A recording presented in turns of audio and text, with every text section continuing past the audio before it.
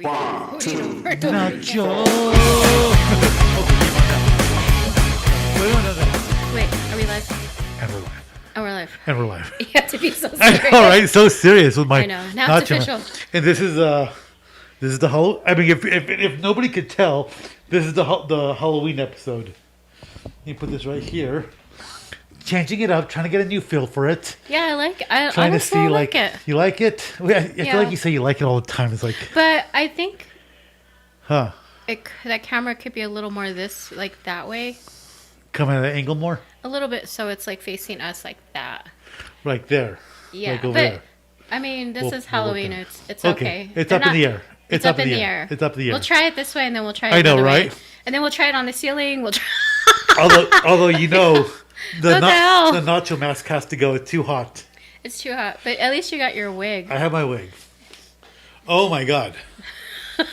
Yeah, I tip my hats to those wrestlers, It gets hot. the Mexican wrestlers. But you know what though? I will still. I don't know what kind of haircut this is. I don't know what that is. It feels What like I feel like you remind me of a character in a movie, but I don't Is can't remember is it the which Rachel? one. Am I doing the Rachel? Is that what this is?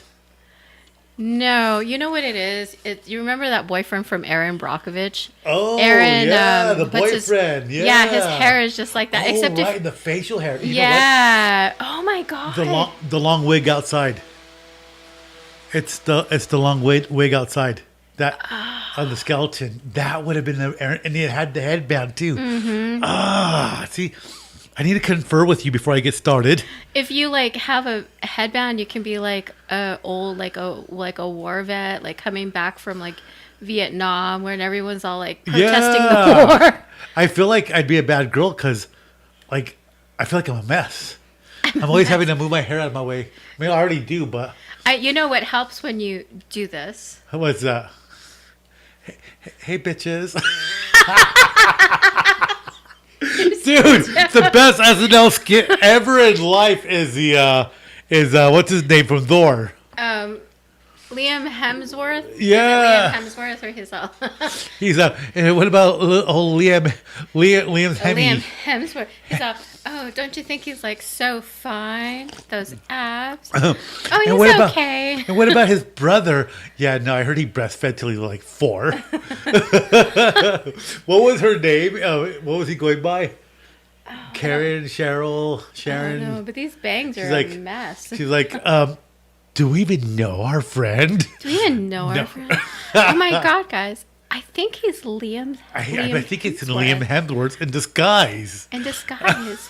It's so dumb. Dude, happy Halloween. It's a couple of days.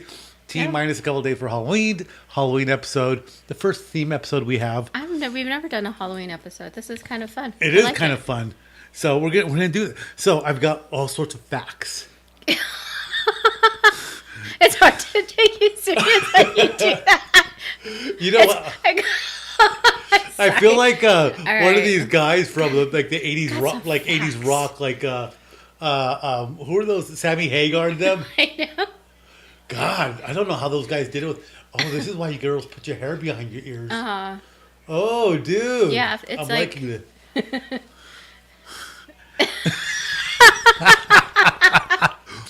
It's tough to be a woman. Oh my God, that's a challenge. Oh, the hair. Dude, okay, we're live. We're doing this. We're doing Halloween. I had Mr. Mark on a previous episode. We're getting it upload. Oh. We got sloshy, and it was 5 hours long. Did you I- make that into parts? I'm Part still one. editing it down. part It's like a 3. lot of work. You have to listen to it. You have to be sure you don't Yeah, put stuff in there that you can't say. I like listening to it. And I'm like, oh, that's a really good point. taking notes. It's like these guys are half decent. I could drink at home and listen to these guys. You have to now. 'cause Oh, you have I know, you're right? Doing the editing. I know, right? One day I'm gonna step up editing. Christmas gift for myself, real PC, maybe a real camera. You know what I mean? I'm ordering real mics. Well, these are real, but even better quality mics. Mics get expensive, dude. Dude, I didn't even know. I'm gonna try this. What's up with this fly? I thought it was winter. Aren't they dead? I know. That one's not doing very well. Okay, so we have. I have my Coralejos tequila. You got your tequila. I got and we got this Jimador bebida, spiked bebidas. I can't promise it's good, but here we go. That's delicious. Cheers, friend. Oh, that is nice. So the grapefruit really comes out. it is really good. This is a good call. All right. Thank you, Jeanette. It's a trial. One day, Trial and Jimador error. may sponsor us and say, "Mi amigos, toma mis bebidas en su podcast." What does it even mean? What does it all mean? I like Brandon Fraser when he's in Bedazzled. He speaks Spanish. He's like, "Hablo español." Oh my god. Hablo español. Hablo That español. movie is old. Dude, and you it don't was even hear. You don't Liz even hear from. Hurley is just such a fox, and she's still beautiful, very God. beautiful. I've seen her Instagram page. I've seen a couple of other movies that she's been where she's already older, but she just doesn't age. Is it Garth? Foxy. Foxy lady. Foxy lady. Oh my god. Okay, so quick question for you. Yes. What are the origins of Halloween? Ooh. To scare kids to go to sleep. No, I'm Dude, just kidding. Jeanette's like the hide behind the bushes with a water hose and scare I don't know, them. but my mom would threaten me with the kukui. If you don't go to bed, the kukui's gonna get you. Right? The kukui, The like kukui. Mexican. You know that. Maybe That's we'll Google not that here in a right. minute. The That's kukui. not right. Little kids were been Like, scared they're all since they were terrified. like. No, el cucuy. We'll have cucuy is gonna to. get We'll me. have to ask the resident Mexican. Like, ¿qué es el cucuy? The kukui is. El cucuy es.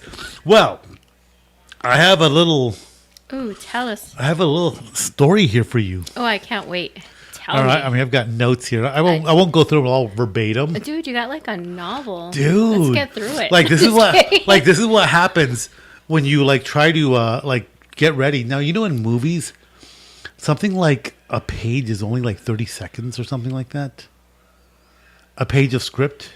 That's like a lot of effort. Right. And that's just like one page. It's something like ridiculous, like only like 30 seconds of like time. So like 2 pages is a minute. So then you're gonna need like how many minutes is like Like 90 an hour, minutes? 60 minutes, right? Like 90 minutes is like Yeah. like Or as 90 it minutes. runs. Yeah. So it's like 180 Runs the length pages. of a movie. Or something crazy like that of script. Do you know what I mean? Like, Yeah.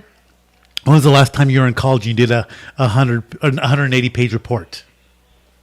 Never. Dude, I've never done 180 pages I on mean, a report. 20 pages? 20 like, pages if for you're me. prepared? 30 was like you're trying to kill me. Is this a final? I know. It's like, I hate you guys. Case study, what? Oh, yeah. What is on the syllabus? What is a syllabus? Is our friend Liam's Hemsworth like, the heck? So we're trying to get this design figured out here, but I like the feel of it, so I like it. I like we're the getting table. there. I just need a place to put all these helmets I have. I'm collecting. Like, I got German helmet, World War I helmet, Vietnam helmet. You know, you can get some really good old helmets at the flea market. When I went to the flea market with yeah? my dad, yeah. And I was like, should I? I was like, I don't know what I'm looking at. Like, though. which flea market? Like in Mexico or Yeah, here? the one in Mexico on Saturdays, the one Really? at the theater. Really? Yeah, I want to Love go back. Mexico. I bought all kinds of stuff for like $3. I'm gonna go to Mexico. It's like, where's Mark at? I don't know. I don't know. He just left. He never came back. You can buy a Stanley, but I wasn't sure if it was a Stanley or a Stoonley. A Or Stoonley. a Stoonley. It's a Stoonley. I don't know what it was. Jeanette. Okay, tell me the origins In of the Halloween. shadowy mist of ancient Celtic lands. Ooh, Ooh. I feel like we need mist. I know. A night of terror loomed each year. Samhain. Okay, continue. Celebrated on October 31st, Samhain was no ordinary festival. It was a night when the boundary between the world of the living and the realm of the dead grew perilously thin. You have to be able to read this, like pronunciate. Yeah, I'm not doing that. No, I haven't even started having drinks yet. I haven't even. You're in Yeah, trouble. I'm in trouble. You're in trouble now. Okay, so the Celts believed that on this night, spirits of the deceased roamed the earth, Okay. seeking revenge or closure, and malevolent beings crossed over to torment the living. Ooh. Villagers would gather around roaring bonfires, the flames dancing wildly in the cold autumn air to ward off the spectral intruders. They wore grotesque costumes and masks, hoping to disguise themselves from wandering spirits and avoid being dragged into the dark abyss of the other world. That sounds terrible, terrifying. Yet the night was fraught with peril. Stories told of shadowy figures lurking in the darkness, waiting to snatch the unwary and drag them into the underworld. Every rustle of the leaves, every flicker of the fire seemed to hide something sinister. The villagers offered sacrifices, animals, and sometimes even humans, to appease the gods and the restless dead, their cries echoing through the night.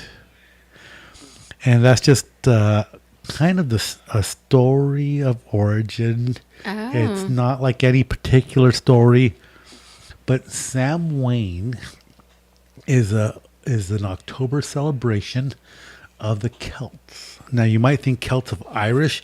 The Celts were tribes people all throughout Europe, so it could be any one of these groups of people of like tribes throughout Europe. And they were one of the first recorded history, thousands of years, to celebrate what is known as Samhain, not as a means of giving candy to kids, not to give them treats, not to scare everybody, but for them, for some reason, they felt this life and the next were very thin. The veil between the living and the dead? Yeah, and so they began dressing themselves up, and they would make large, round pyres of wood and light it on fire to scare off the evil spirits so that they wouldn't be taken back to the other world.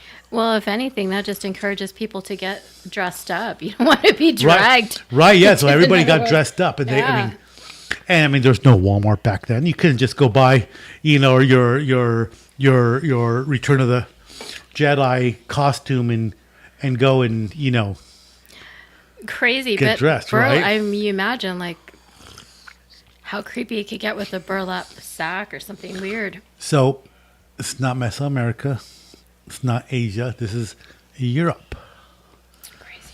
All right, so that is the earliest thing I could find on Halloween was this thing called, it's spelled Samhain, but Samhain. Some people say Samhain. There's a couple of pronunciations, but this is the earliest celebration of what we would call Halloween. How cool. And this is pre-Roman times. When you think about it, it's really not much. I mean, I don't know if the traditions have really kind of changed that much. Obviously, in this day and age, we market everything, and everyone's trying to sell something. Only like 300 million or the 600 million pounds of candy being sold, for an average market of, I think it was like $3.3 billion of candy a year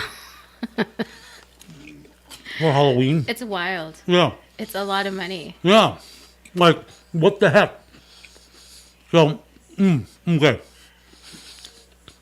That's wild. Yeah, so I was looking this up, and so a couple of things. I got gum here. I don't know what to do with it. Dude, I have a trash somewhere. What's that? I was like, I have a trash can somewhere.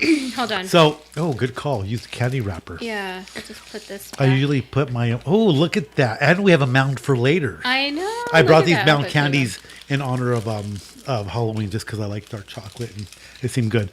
But, okay, so I wanted to know. And I couldn't find this. And I was trying to look it up.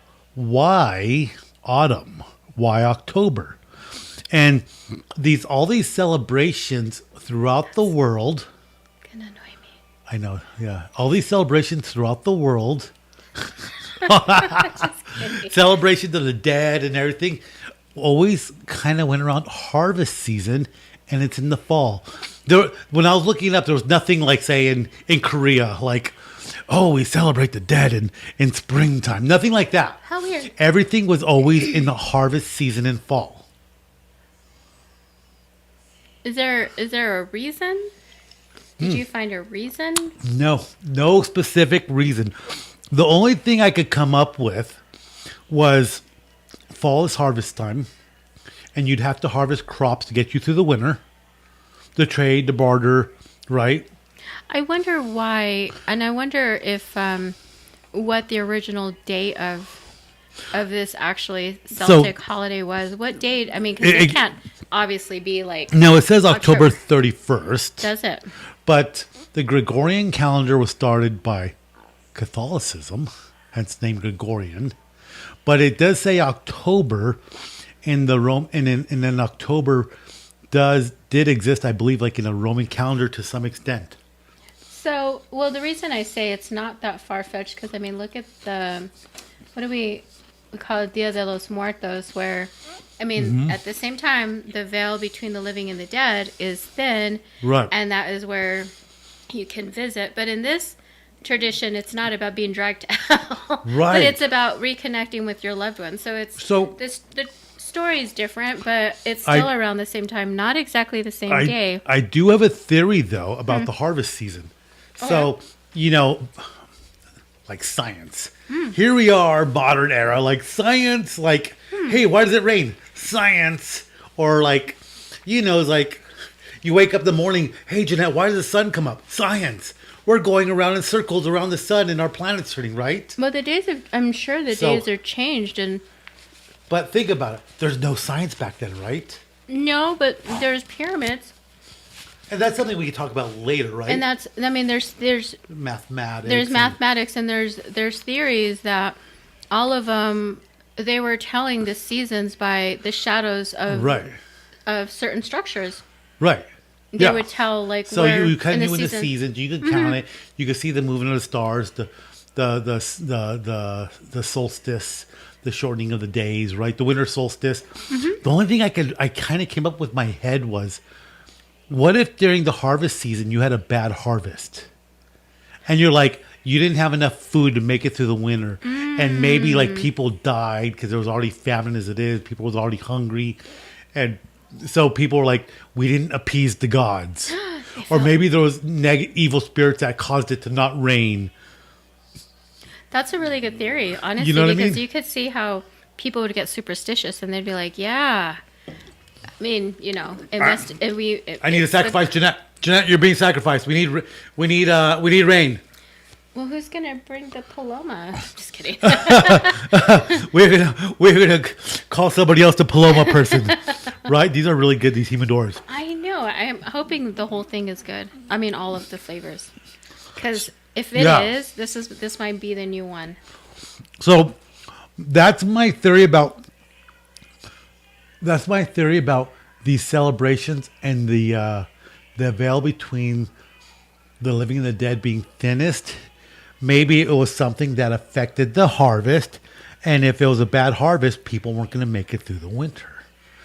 And so you had to scare away the evil spirits, and then you had like the things in the night, right? Like a lot of werewolves, or not werewolves, but a lot of wolves, big super packs of wolves, right? I mean, you think about people living in a tribe. They're not in a city. There's no guns. So you have a big, evil-looking thing in the middle of the night that's like a bear that takes a person away. Honestly, I fear nature more than the kukui. Even if it was like Bigfoot, right? Like people believe in Bigfoot. There's all these pictures. What if there was a hominid back then that lived out in the wild? People still believe in cryptids. Right. I mean, I don't know. Absolutely, right? So you have some sort of like Bigfoot looking thing dragging somebody away, and you're like, oh my god, it's an evil spirit, it's the devil. It's the devil. No, that's just drunk Earl. But insulted. He's drunk on honey wine. Bloody Earl. Okay, so Sam Wayne, first time people decorated or dressed up, the first time they did something during what we would consider the October harvest season Yeah. to ward off evil spirits. The first evidence of something that resembles what we do today in the sense that we dress up. All right? All right. Okay, so we got to that. Okay, so it marks Samhain was the mark of the difference of the harvest season, beginning of winter. Okay, so we kind of talked about the Celtics had a lot of rich mythology, included otherworldly realms. I don't know what they believed in. Not like the Vikings and Odin. I don't know what they believed in. The otherworld was the realm of the dead. It was a time where they believed spirits were allowed to return to the earth. I mean, okay. You know what I mean? And so the rituals accustomed to honor and appease the spirits, the Celts would perform rituals including lighting bonfires, making offerings. They believed that the action would protect them. Okay, we already kind of talked about divination practices. Samhain was also a time for divination, and it was considered a favorable time to seek guidance from the spirits of the deceased. Ooh, I need to go see my divinator person. And it was an auspicious time for prophecies and predicting the future. So everything went in October. Everything was going. You're fighting for your life from the evil. The dead came alive. Prophecies, divination. You're fighting for your life. You're starving. I know. It's terrible. All this, and then winter starts. And then the worst happens. I know. Then it gets cold. Maybe that's what it was. People thought like the dead were coming, and that's why everything got cold. Again, there's no science, right? Okay, so how long back do we know that the Romans came around, that they got really big? Mark Aurelius, it's like 100, 200 BC, before Christ. I want to say, maybe, I don't know. Whoops, and I can't get my password. Well, I have a laptop here, but I can't get in, so guess what? We're not going to... Oh my God, I can't get in. What the hell? You can't? And You locked yourself out? Oh, I'm like, what the hell? I'm going to try this one more time. I'm being stupid. Oh, you know what it is? You have your caps on. No, but do I have my keyboard? But you know what I do have? I do have this little thing, the little eyeball that checks my password. Oh, wow. I'm not putting any zeros in. Dude, are they stuck? No, I have fat little stubby fingers. That's why. Okay. So, after the time of the Celts and all that, then you have the time of the Romans. Okay. Romans conquer all the Mediterranean. They conquer Gaul, which is France. So, we're building a timeline here. So, with the Celtics, what year? The Celtics were, you're talking pre-Roman. Okay. Right? And let's just look that up. When did the Romans conquer? Conquer Europe.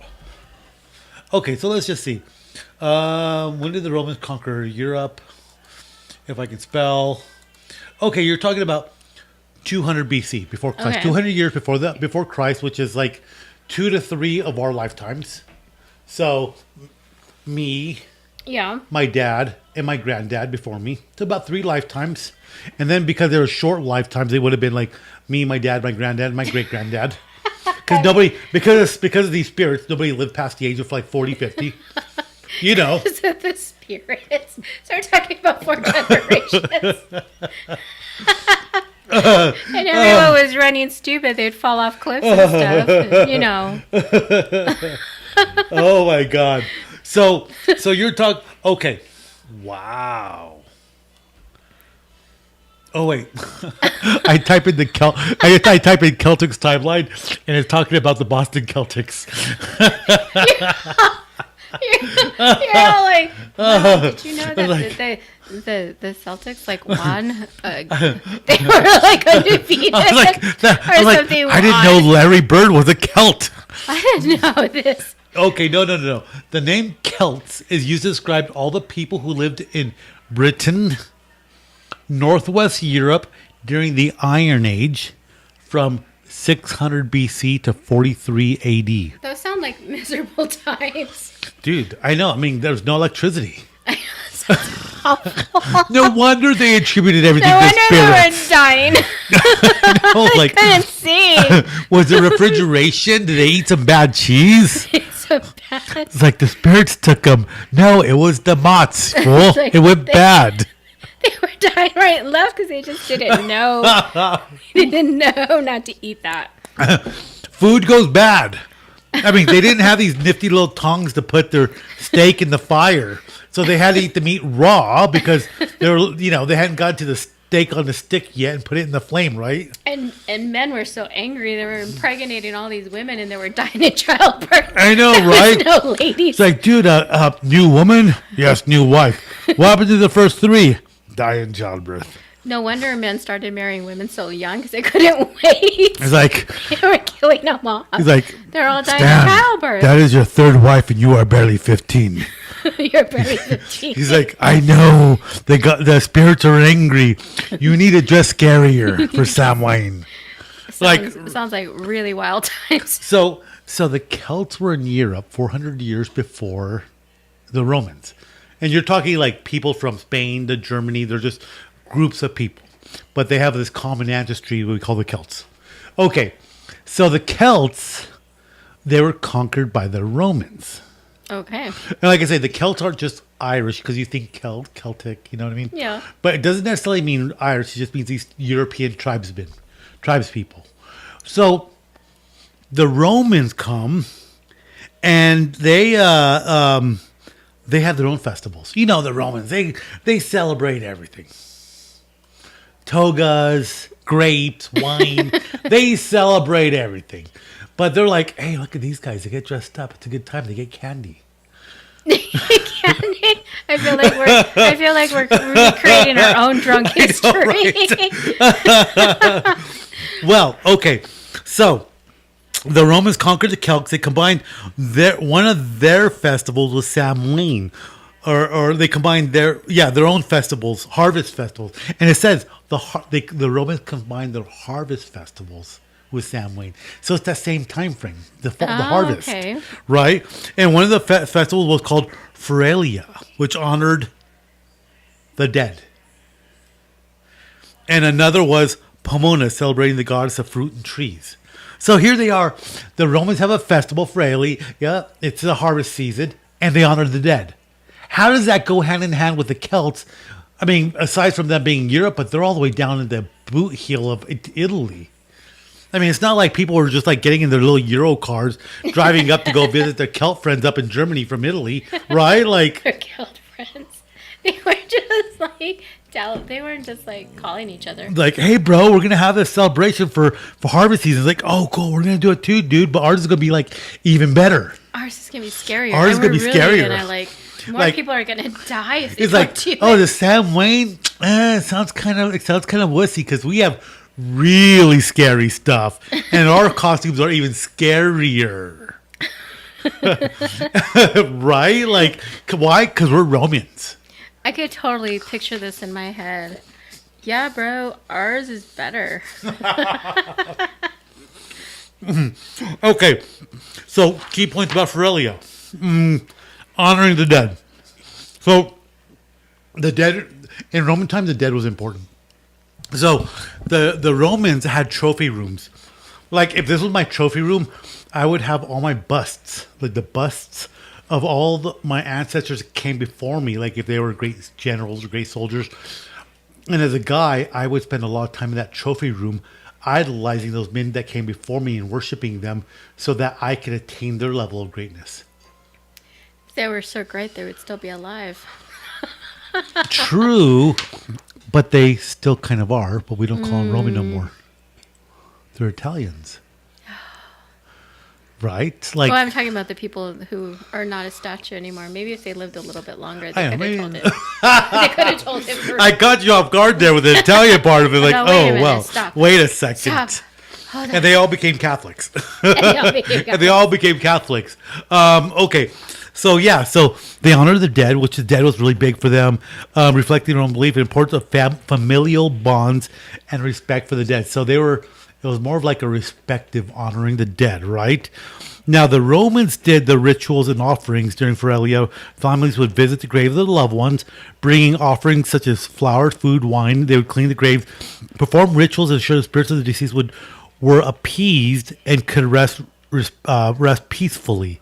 Feralia was the last day of Parentalia, a 9-day festival that began in February 13th. Parentalia was a time of mourning and remembrance during which public celebrations were often subdued and people refrained from festive activities.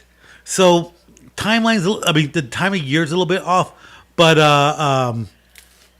you see the Romans carrying on with it. It kind of went hand in hand with the Celts, like this honor of the dead. And what did that Feralia sound like? If I were to just throw, they like take flour and food and clean the graves and take it to the dead. It sounds like ofrenda. I was going to say Dia de los Muertos. Yeah, Dia de los Muertos. Yeah. Like you have your ofrenda. Yeah, exactly. Yeah, the offering, right. Mm-hmm. I mean, world apart sounds like the same thing still, right? Like legit. Yeah. So now we have the Romans celebrating Samhain. I don't know if they call it Samhain. Maybe they just call it theirs, you know.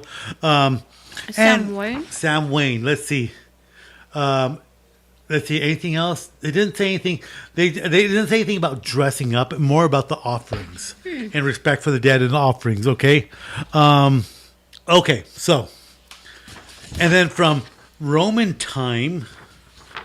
Bum bum bum. I'm not going to go into this here yet. Bum bum bum. Let's see here. Not going to go into that yet. Dude, this is like a lot of stuff. I know. Okay, so during the Roman times, what happened during the Roman times?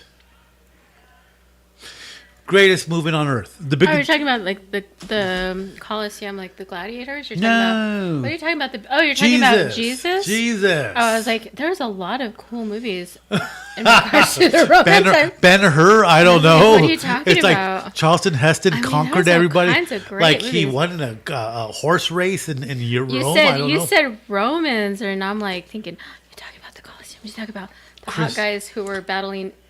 Christianity started during the time of Rome. You're right? asking the wrong person. I'm thinking about the hot guys. Okay, continue. Wait, what hot guys? Oh, I'm thinking gladiators. Focus, Jeanette. Focus. Okay, I'm so sorry. So, with the start of Christianity, and obviously not like right away, right? Because obviously Christians start, the Romans kill all the Jews, the Romans kill all the Christians, they're just killing everybody, they kill all the Celts, and they're celebrating Halloween, and they're all dressing up like Romans for Halloween. Because they're scary.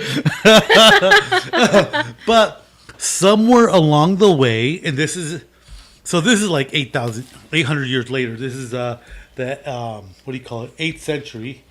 Oh man, I gotta put my password in. Like, you keep locking yourself out. You know, it keeps timing out, right?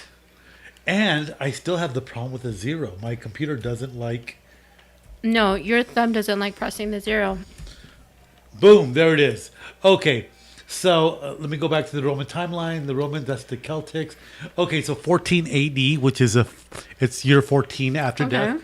That's that's what it say. They conquered Europe, but Romans were around for a long time, right? Yeah, they've been around since like before Jesus. Okay, how long did the Romans rule? Okay, about 1,000 years, from 753 BC. Now they have on here BCE, before Common Era. Okay. But I don't buy BCE, before Common Era, and then CE, which is Common Era. Because you remember it used to be BC and AD, and now they're trying to push this BCE and CE. You know why I don't buy it? Well, they keep changing it, and this is part of no, not even that. It's been BC and AD for a long time, right? Yeah. BC means before Christ. I mean, it's been like that all of my 40-some years. Exactly, and at least your dad's like 30 years before you, right? Yeah. So, and then AD, which I always was told was after death, but AD actually means like in modern times. You know why I like using the BC and AD and not BCE and CE? Why? Who invented the modern calendar and leap year and figured out the modern calendar and the rotation of the Earth around the sun with the fact that the Earth didn't take a full year to rotate around the Earth. That's why they had to figure out a leap year and all that stuff. Who discovered all that? I'm thinking the Greeks, but The church did. the church did. The Catholic Church. You're telling me the Greeks didn't do? They were smart. No, they were Damn, I don't even smart. know. They figured out shadows and right angles and Pythagoras, and they figured out how to argue like with Socrates and all that. But no, it was the They Catholic. learned how to argue with Socrates. I know, right? He asked you a bunch of questions and it'd piss you off. Like we're gonna read that. Hey, just a question. Do you think that back in the Roman times when they were dressing up, do you think that there was like ever someone who dressed up like an ear of corn? Or like something stupid, like instead of something scary, someone decided to dress up. Like nowadays, people dress up for Halloween. They dress up like something stupid, like a bag of chips. I know, right? I mean, like, You know what? You probably would have like a Roman citizen, and they'd come dress up like as a Roman soldier and be like, "Oh, you're a Roman soldier." And then when they woke up from the drunken stupor, they found themselves in the Roman armor. And they're like, "Well, you're already dressed up, bro." He's like, "Dang it." oh, do you think that people did something silly? Oh. Do you think Romans had toga parties intentionally, or do they just have parties where they wore togas? I think they just partied. And we were like, that's amazing. That looks so fresh. That looks so breezy. So, did the toga come first, or did the fig leaf? Is this like the chicken cross the road type thing? I'm thinking the leaf. Yeah, the leaf Come came on, first. man. Okay, so maybe they did that. Maybe they wore the fig leaf to Maybe they to, just maybe to the they Halloween party. They're like, "Hey, I'm the first man. I'm only wearing a leaf." They're like, I can see your stuff." Your stuff. The leaf, dude. That- Either that's it's like it's either that, dude, that's a really small leaf, and that covers you up well, or be like, dude, that guy's got a big leaf. Holy crap! That guy's got a big leaf. That guy's twig is showing. Okay, so, oh my god! So you're saying the Roman women would judge men by the size of their leaf if they chose to wear that for Halloween? I'm thinking a lot of crazy stuff may have happened. That I'm just thinking anything is possible, and I'm thinking if we're doing drunk history, let's go all in. This is turning into a drink. Okay.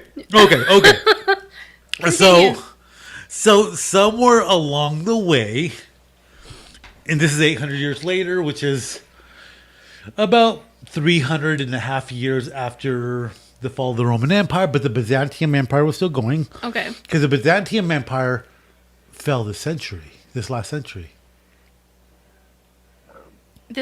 You're talking about, what do you mean this last century? Yeah.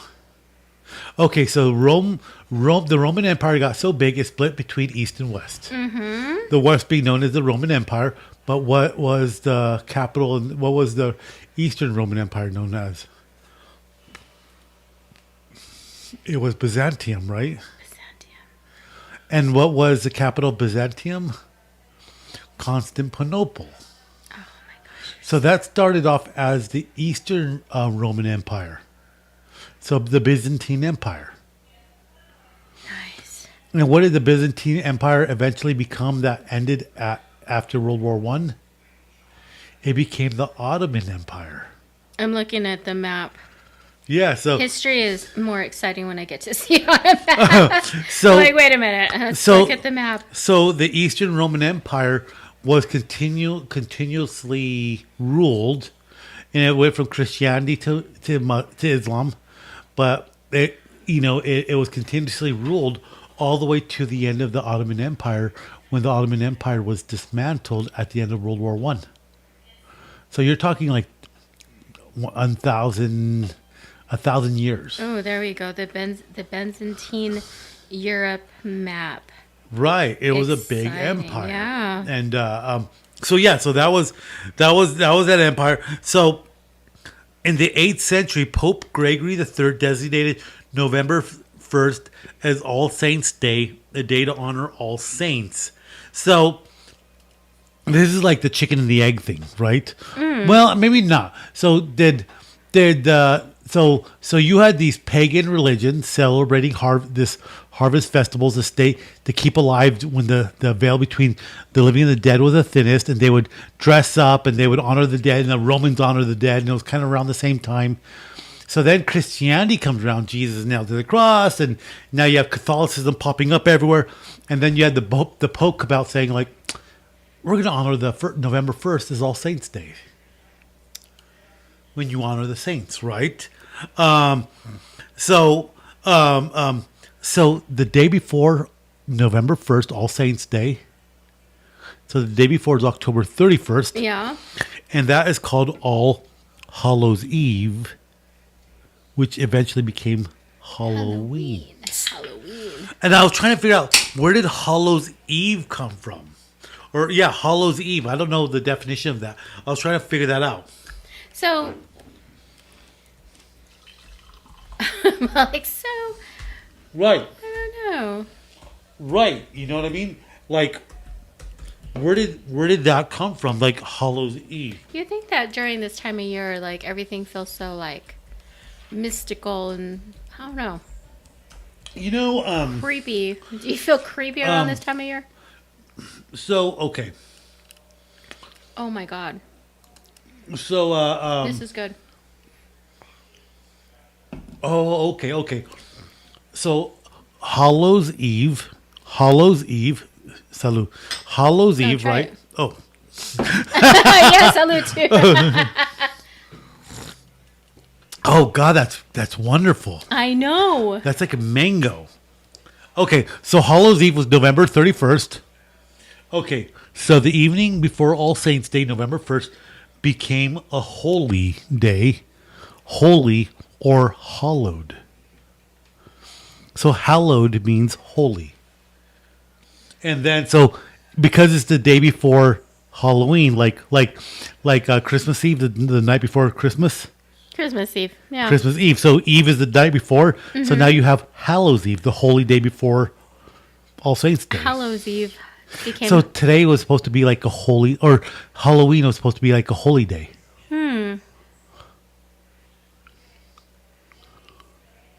That's very No. strange. No. November was November's original Halloween, or No. It's the holy day is November 1st, but the eve of that. So November 1st is hallowed because it's the holy day. So the eve of the hollow day is Halloween. Yeah. Eves, which became Halloween. Strange. But that's the connection. Okay, we're done. That's it. All right. We're done. All right, folks. You have a good. Okay. Have a good evening. Okay. So trick or treating comes out of All Hallows Eves. So the practice of trick or treating has roots in medieval practices of souling, where the poor would go door to door on All Hallows Eves. So Hallows Eve, the day before All Saints Day, and they would go door to door offering prayers for the dead in exchange for food. Oh, that's cool. So they would go, trick or treat was actually like prayer. Trick or treat was actually prayer or food. Trick or treat. It's a little bit better. Okay, but they were asking for food, Yeah. and if you gave me like an apple or something, I'd be like, okay, I'm gonna pray for your loved one on All Saints Day. So I would ask for a treat in order to give you my prayers. Right, so that's where that comes from. And then obviously the jack-o'-lanterns tradition of carving pumpkins originated from the Irish myth about a man named Stingy Jack. Stingy Jack. Stingy Jack. Ugh, didn't share his scotch. Bloody Stingy Jack. Oh my God! They must have hollowed him out, didn't they? Those So it says bloodthirsty demons. Stingy Jack tricked the devil and was condemned to wander the earth with only a carved turnip to light his way, because before they had pumpkins was an American thing, they carved turnips. That I actually do know. And so he would wander the earth with his carved turnip to light his way. When Irish immigrants came to America, they found pumpkins here to be more suitable for carving. Well, because turnips are little. How Well, big maybe- are these turnips? But maybe they had like little candles back then. I don't know, man. I feel so sorry for our Oh my old God. people, our ancestors. I know, right? I'm like, dang. It's so sad. Modern Halloween in the 20th century, Halloween became a community-centered holiday with parades, town-wide parties, and by the 1950s it became more commercialized with emphasis on costumes and trick-or-treating. So somewhere along the way, some lady said, well, instead of offering prayers for the dead, how about my kid just dresses up and give him a piece of candy? Which led to obesity in America and type 2 diabetes. That wasn't just. I mean, we're blaming Halloween for that. I mean, let's blame the fact that. So it says Halloween is celebrated in many countries, although traditions may vary. In some cultures, it retains its ties to honoring the dead, while in others, it has become more secular celebration, focusing on festivities. Which I think the greater Americana celebration is more about festivities, if you would ask me. I really love these cheese pieces. I think we just like to celebrate everything. We do. I mean, I celebrated Monday. I mean, why? Because it's Monday. Now, because, Jeanette, you're a Hispanic woman, and to celebrate your Hispanic roots, your Aztec roots, Jeanette. Yes. Yes. Your Aztec roots prior to Cortez coming and defeating your people. My people defeating your people. We raped and pillaged. Oh vey. Oh vey. No, the part of Halloween. So, the Day of the Dead. All right. So, Day of the Dead was not a Christian holiday. I mean, All Saints Day was the saints. And saints. You have to remember, All Saints Day, saints had a special place in Christianity. These were people that were martyred for not giving up their belief in Christ, and they are usually killed. Back then, there was a lot of Christian persecution, right? Yes. So maybe they lived a very pious life, like Saint Francis of Assisi, and they lived a very pious life. So they became these martyr saints, right? So Did you call him a sissy? No, Assisi. No, Saint Francis. Just know it was her. It was her. I'm spreading the good word for Please you. forgive her. She's an idiot. But no, Saint Francis of Assisi. He led a very pious life, which kind of led him to sainthood by for following these what do you call them, of Christianity, these pillars of Christianity, so to speak, right? Okay, so. Now here, in Central America, you have Dia de los Muertos, which I mean, I think by now because of Disney and all this stuff, they know that it's a Mexican holiday that honors the deceased loved ones. Yes, which is not very unfamiliar to the Roman Festivus, right? Which is kind of funny, but it kind of like how they correlate. The origins can be traced back thousands of years to ancient Mesoamerica cultures, particularly the Aztecs, who had a complex relationship with death and the afterlife, which we all know the Aztecs. If you watch Apocalypto, they just love to chop people's heads off. And that was a very strange movie, but I did I did appreciate it. I did too. Would you ice me, please? Whoa, lady. Keep this G-rated, please. You'll get one of the big ones. Nice. There we go. Okay. Pre-Columbian roots, Aztec traditions, rituals dedicated to honoring dead that were integral to spirituality. They believed that death was a part of the life cycle, which I think is smart. I mean, it's true. Life cycle, and that the spirits of the deceased continue to play a role in the lives of the living. The Aztecs celebrated death with ceremonies, offerings, and rituals that often included the use of skulls, which symbolized death and rebirth. What say you? Well, that explains why the sugar skulls are they're everywhere with the Dia de los Muertos. Right. Yeah. So, And let me see if I can pull this up because I didn't really look this up. Honestly, like upon appearance, Dia de los Muertos is a beautiful holiday. It's a beautiful thing. I mean, I really do appreciate it. It's not that very different than like the Roman celebration of Festivus, because Samhain was to protect you from the dead, whereas Festivus, or is it called Festivus? Is that what I said it was? I don't know, but every time you say that, I want to say for the rest of us. Jerry Seinfeld. Yeah. No, I always think of Festivus from Jerry Seinfeld. Yeah, Festivus for the rest of us. Feralia. Festivus was from Seinfeld.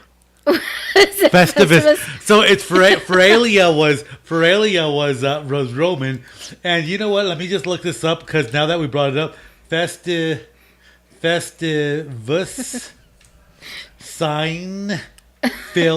That's what he called it. I mean, that was the Festivus. It's called Festivus Seinfeld. Festivus. Festivus is the anti-holiday made famous in Seinfeld. Is celebrated annually, December 23rd, by those who want to embrace their inner bah humbug, which with a secular alternative to Chris's consumerism.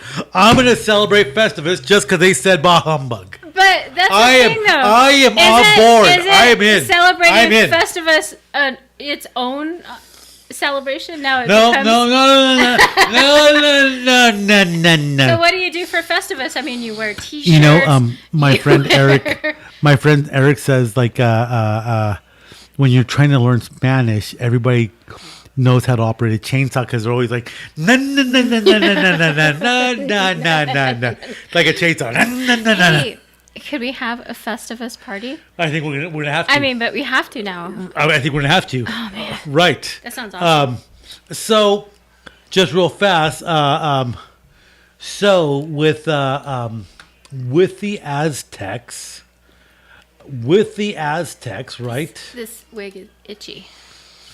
That's what it's like to be a blonde, Jeanette. It's itchy. I mean, you call it herpes, we call it, I mean, I don't know. We just... Okay. It might be the hair dye. So, with Dia de los Muertos, and this is kind of related, right?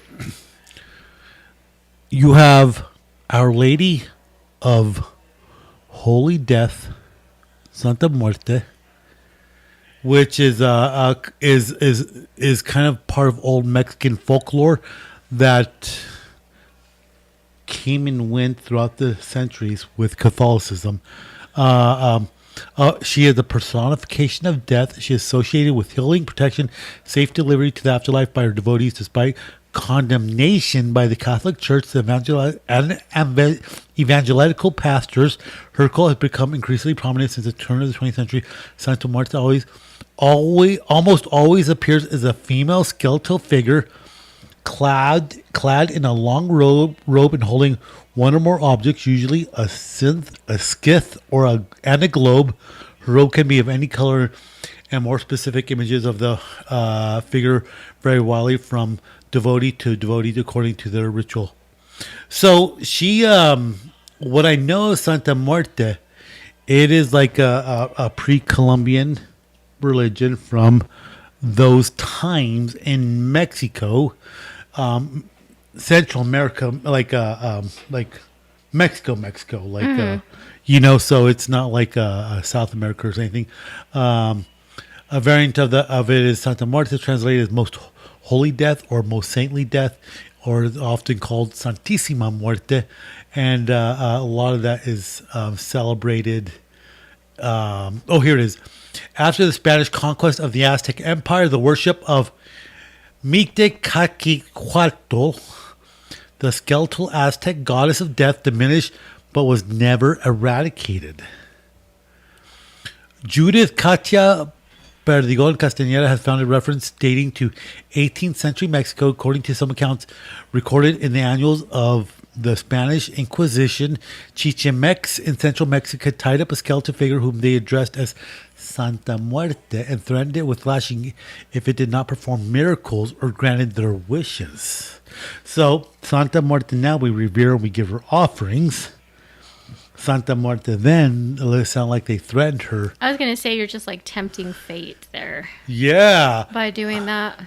Wow. Another syncretism between pre-Columbian Christian beliefs involved death can be seen Day of the Dead commemoration. During the commemoration, many Mexicans flock to the cemetery to sing and pray for the families and the friends and family members who have died. Children partake in festivals by eating chocolate or candy in the shape of skulls. Okay.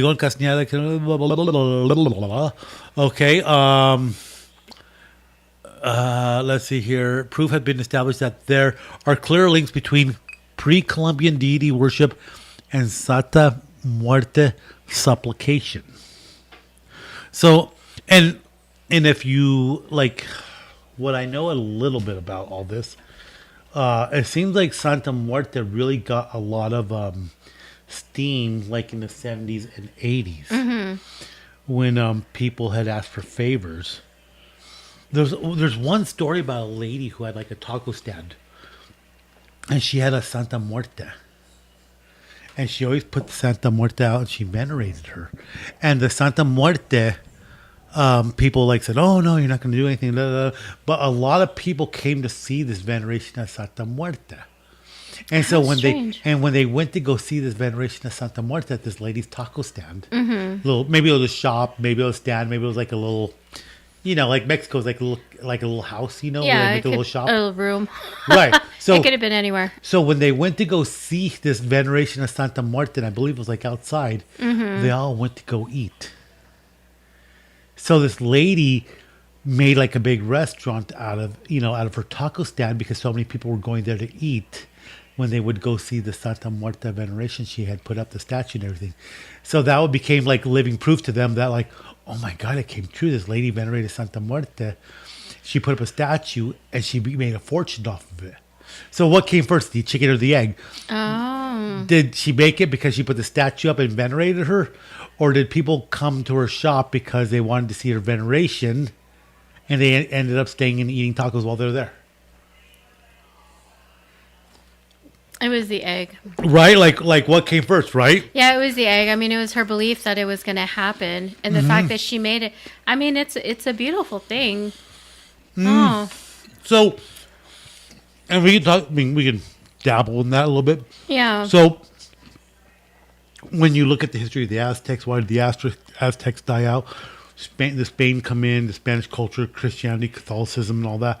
Like, the problem with it was the Aztec religion was the one that kind of revolved around death. So it was a religion of death. Whereas Christianity is a religion of life. The dark versus the light. Mm-hmm.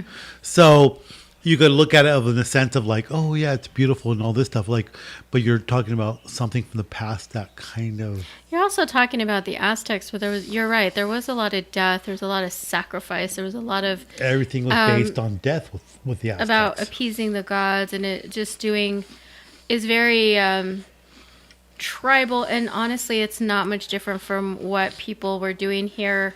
Mm-hmm. In the U.S. with like the Indians, and like they had their own religious beliefs, and it didn't exactly mesh with the church.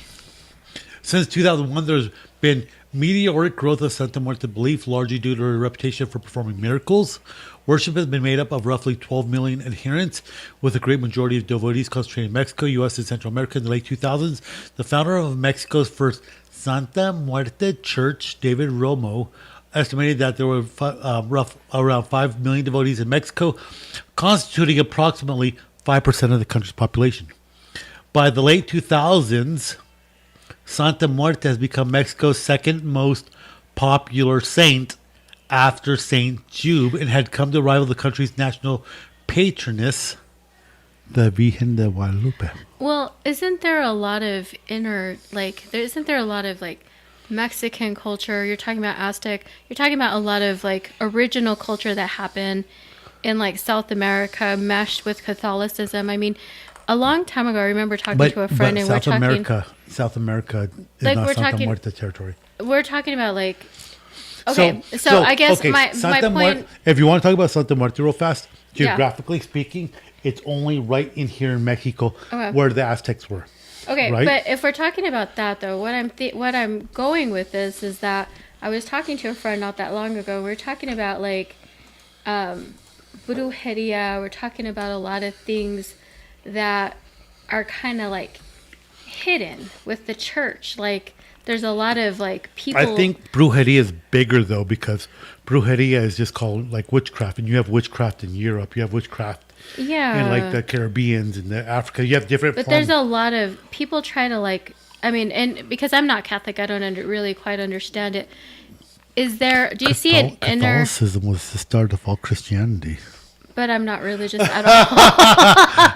I have my own beliefs. I have my own beliefs. No, okay. So I've come to realize that yes, I do believe in a lot of things, but that's not for here. This conversation. But is there like a lot of? Do you see like a lot of the like traditions that come out of Mexico, kind of like masked or kind of like mixed in with? So the belief of Catholicism. So like, Mexico is curious. Is that kind of common? So you're talking about a country. The Mexica is a tribe of people. Mexico is not Mexico. Mexico is not Aztec. Aztec was just right there in the central area around Mexico City, Tenochtitlan, probably to the Yucatan, and that was about it, right? Mm-hmm. You had the Mayan that had been in the area a lot longer before them, and you had like people like the Chichen Itza, the Perechua. You had the Perechua, which, and I want to say the Chichen Itza were part like I want to say from like the Mayan lineage. Mm-hmm. And then the Perechua was there south of Mexico City, of Colimas, who the Aztecs never really conquered. The Mayans still existed. You had the Nahuatl people up north in the mountains of Chihuahua, and that's kind of related to the Aztecs, kind of related to the Apache, like all these different groups, Nahuatl. So Mexico was a mix of all these different cultures, which were not similar. They're not. Yeah. So like they're just not, right? Yeah. Now...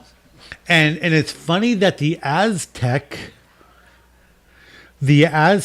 got all the glory in terms of history. Why? Because Cortez conquered the Aztec. Now the Aztecs were the up and coming group because they're conquering everybody. They're making deals with some people, and they say we won't conquer you if you like fight with us. And they would make peace with other people, and say we're not going to conquer you, but then they'd come and steal people to sacrifice. Mm-hmm.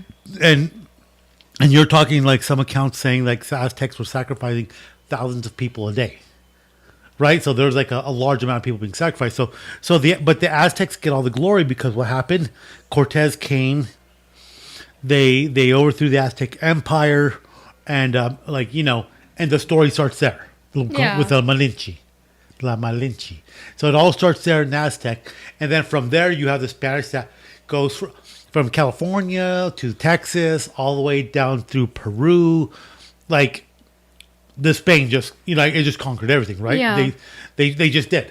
So, but it all started with the Aztecs, so the Aztecs kind of get glory, but the Aztecs is not Mexico. And so, like, they were in Mexico, but they're not Mexico. So even you had, like, these people in the United States that's like, somos Aztecas, like, probably not. How do you know? Probably not. Heck, Mexico doesn't even take the name of the Aztecs. They're called Mexico, which the closest thing is the people of los Mexica, right? Yeah. So how funny is that like Mexicans are claiming that they're Aztec?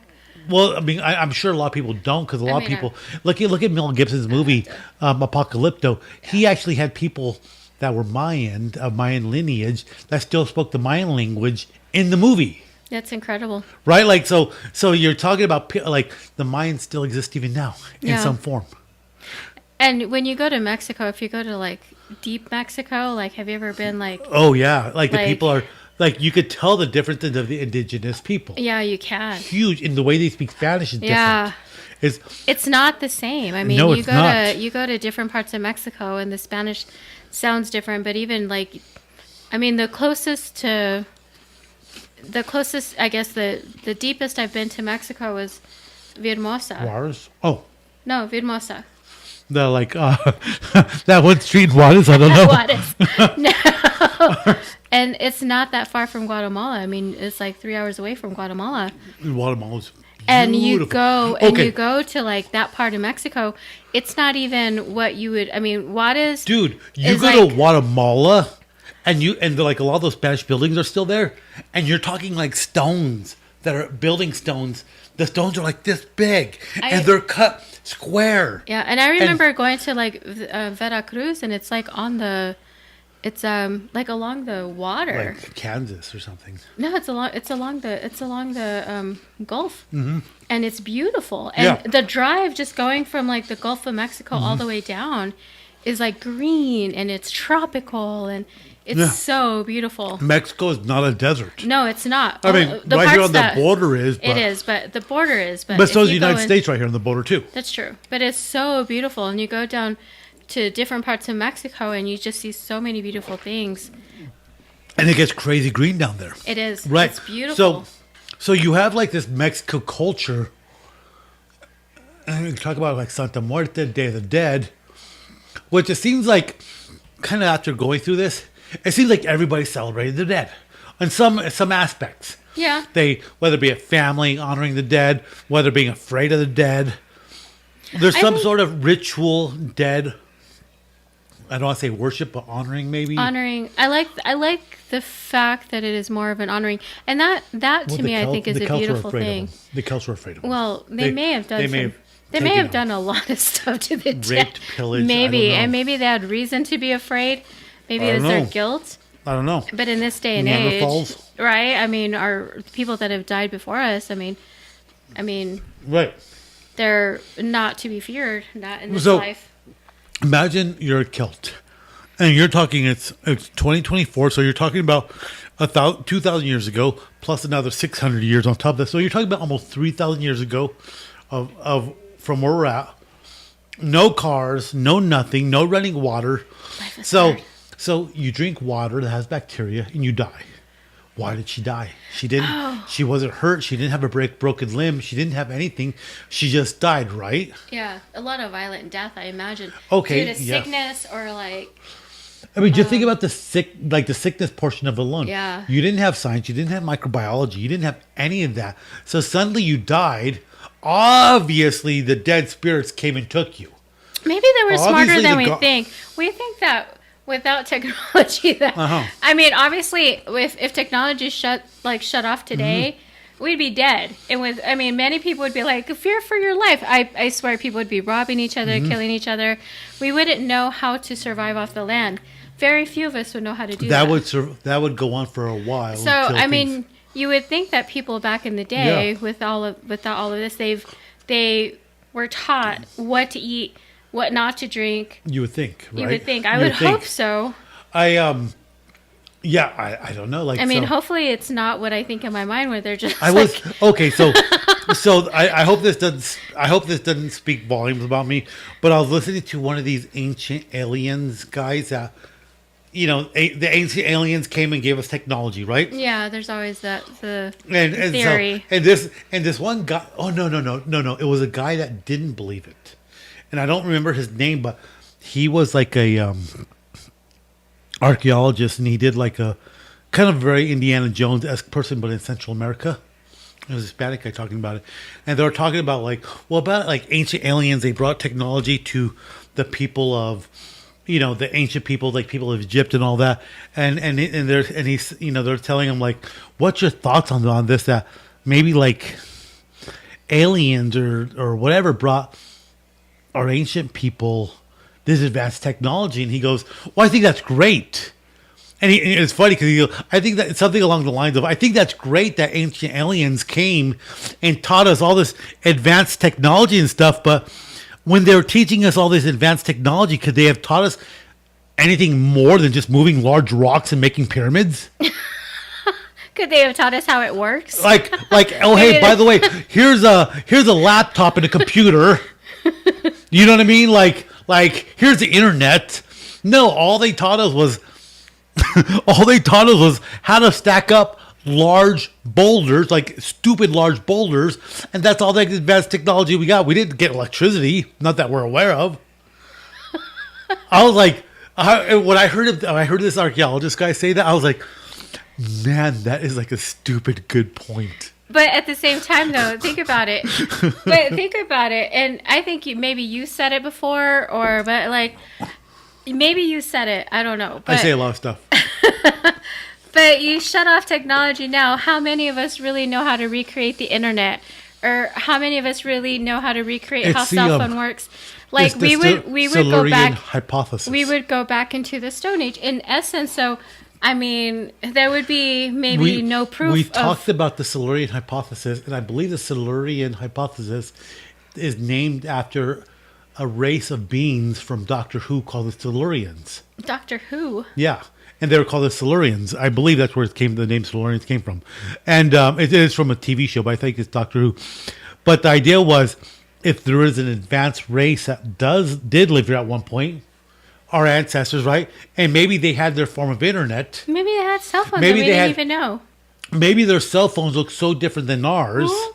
A, not much of it exists. Or B, maybe if we saw it laying there in the desert, we wouldn't recognize it because it looks like nothing like what we would think it should look like. I mean, what if it's like in the form of a rock? Right, and we wouldn't even know. Yeah. I mean, now, like, remember when cell phones just came with, like, no buttons? Now and it's just touchscreen. You had to carry a big battery pack case with it.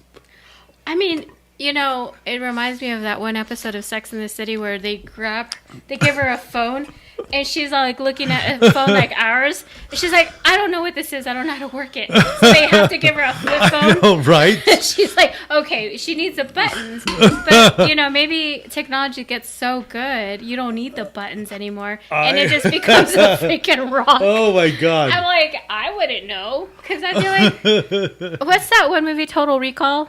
Yes. The one with the woman with the three breasts. Cells. No, what's the one movie where they have like the three shells?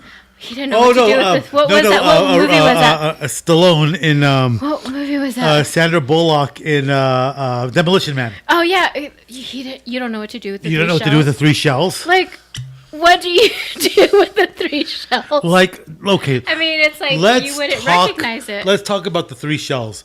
I think the three shells is funny because it's like, oh, the three shells in Demolition Man. But how would the three shells work?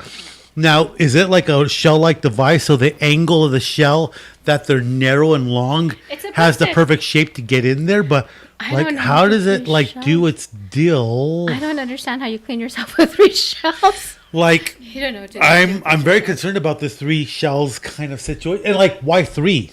So they're like I have a stone that sharpens knives, and you have like very coarse and medium coarse and then very fine. So do you have like three stones? Like you have like a very coarse, a kind of coarse, or maybe like an animal lives in a shell, and you have like a very rambunctious animal, a kind of rambunctious animal, and then a very gentle one. Why three shells? I don't know. It's always going to be. I mean, this is going to be the question for all time. We're taking too much thought to Demolition Man. But the three shells. But that's the thing. That's the point. Is that it's actually pretty funny because it's like they even joked back then that technology gets so advanced, or it's just so advanced that you don't recognize what the hell it does. And that's where when we're looking backwards into history, and we're like, what the hell does this do? We don't know it. So we think it's barbaric, but maybe it was freaking genius, and we just don't know how to untap that. So technology, you know? So taking it back to the Halloween. Okay. Away from the three shells. However, if somebody wants to dress up as the three shells, I think that would be terrific. Honestly, I would recognize it, and I would die laughing. I would get it. If somebody dressed up as three shells, I kind of want to be a shell. Do you want to be a shell? I want to be a shell. If three of us got together as shells, we could be the three shells. And like the people who like get it will be like the people we drink. They'd be like, it would be like the people that you dress up as like salt and pepper and cumin. And I say cumin because if you ever saw How I Met Your Mother, he's like, and then cumin. It's salt and pepper, Ted. There's no cumin.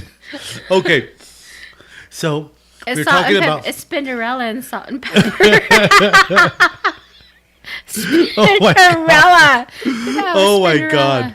So we were talking about Halloween, European Day of the Dead. Then we went to Santa Muerte, which kind of fits because, you know, Santa Muerte, Day of the Dead. And then it just kind of went south from that. I want to tell you a story about this guy in Mexico. Okay. Okay. It kind of fits. It kind of fits a little bit, right? He understood 3 shells. So, this guy supposedly died in 1909. Okay. He was from Sinaloa. Okay. And he was at odds with the governor of Sinaloa, which is not surprising if you know Sinaloa now, right? But he was at odds with the governor of Sinaloa, and he kind of had like this rivalry with him. This guy, he's considered like the Mexican Robin Hood. He stole from the government, from the banks, and he gave to the poor. Gave everything to the poor. And he was like, he's considered like the Mexican Robin Hood. And so like he gave a lot to the poor people, and the government wanted him. They were hunting him down, and nobody would give him up until finally. And I don't remember this, and I'm trying to find it, but I heard the story, and I don't remember how he was caught, but he was caught by the governor of Sinaloa. And it's kind of more of a Sinaloa thing, but it's kind of a Mexico thing, you know? So the governor caught him, hung him. He, killed him, hung him. And so he was hung from, I don't know why I want to say a bridge, but it wasn't a bridge. I think it may have been a bridge, but for some reason I think it was a tree or something, but he was hung. And the government forces in Sinaloa the governor and says, like, you're not going to cut him down. You are not going to bury him. Let him be a symbol to all of you who cross us and our power and what we do. We are the government. And so they left his body hanging. So the story goes that whenever people cross his path of his body hanging, they left a stone there. And they left stones there, and they left more stones there. And as time went on, like a long time or a short time, but the stone mound grew so much so that it buried his body. Is he still there? I don't know. Nobody knows where it's at, right? Oh, wow. And so it created it entombed his body in this mound of rocks. Yeah. Who knows where it was at? But there's a long history of this legend of a man that, robbed from the rich and robbed from the government, gave to the poor, and he's been idolized, and he's almost been beatified and sanctified by the people of Mexico, not by the church, not by cultural leaders, not by anything, but by the people there that said he did this for us. And he goes by the name of Jesus Malverde. Malverde? Yeah. And there's always a statue of him. He's a very Mexican looking guy. I'll put this up. I'll put it on the website, but that's what he looks like there. Like very Mexican. And his name is, you could probably ask your father. You probably heard about him, but a lot of the old timers have heard about him. He's become, along with Santa Muerte, he's a very narco corrido saint, because he's like the saint of bandits. Of drug running, of stealing from the rich, giving to the poor. He's the patron saint of cartels, drug trafficking, outlaws, bandits, robbery, thieves. But people say he's cured their disease. He's people that were going hungry. He's giving them food, but it's an interesting story because talking about people have died, sainthood, Santa Muerte, Halloween. There's going to be a lot of people coming out with this whole Jesus Malverde. I'm going to buy a little Jesus Malverde statue. I'm going to put it up in here to go with all my stuff. I kind of feel like we need to have that. I have my San Cipriano. I have my San Cipriano glass. My whole story with San Cipriano is interesting. He was a sorcerer, and he apparently had he dwelled into sorcery powers about from Solomon and all that, and the ability to. He's an interesting character because he had the ability to demons were afraid of him because he had all these sorcery powers, like make witches brews and all this stuff. And he met a beautiful woman that was like a nun, or she was like giving her life to Jesus, and he couldn't. He tried to cast like love spells on her, and she wouldn't fall for them. They had no effect on her. This San Cipriano, and San Cipriano tried everything he could do, and he could cast spells on demons, and demons were afraid of him, the devil, but not this woman. And what happened was she was a Christian, an early day Christian. And come to find out, no matter what power he had over what demons or whatnot, he had no power over the power of God. And so his spells didn't work on this woman. And so he converted to Christianity, and he eventually became like a pope or something like that. And he's named Saint Cipriano. And then funny story with all that. But anyway, so kind of all these little stories goes along with the lore of Halloween. So like with Day of the Dead, Santa Muerte, you're going to see a lot of Jesus Malverde also for Mexicans, because Mexico's a very poor country, and there's a very big disparity between the rich and the poor in Mexico. And I think that people just need to keep hope alive. But if it works, it works. I think if it works, it works, right? Yeah. We are not all sinners like Jeanette. I'm not. So okay, so we've come a long way of talking about the Celts to going into deep into Mexican lore here now, right? I know. Well, let's see. It's only natural just because we're so close to the border. Come on. Now, Day of the Dead goes along with All Saints Day or All Souls Day, right? When the Spaniards arrived in the 16th century, they, along with indigenous people in their practices, the Catholic Church back then really tried to suppress it, but it kind of correlated because it was like during the harvest season again.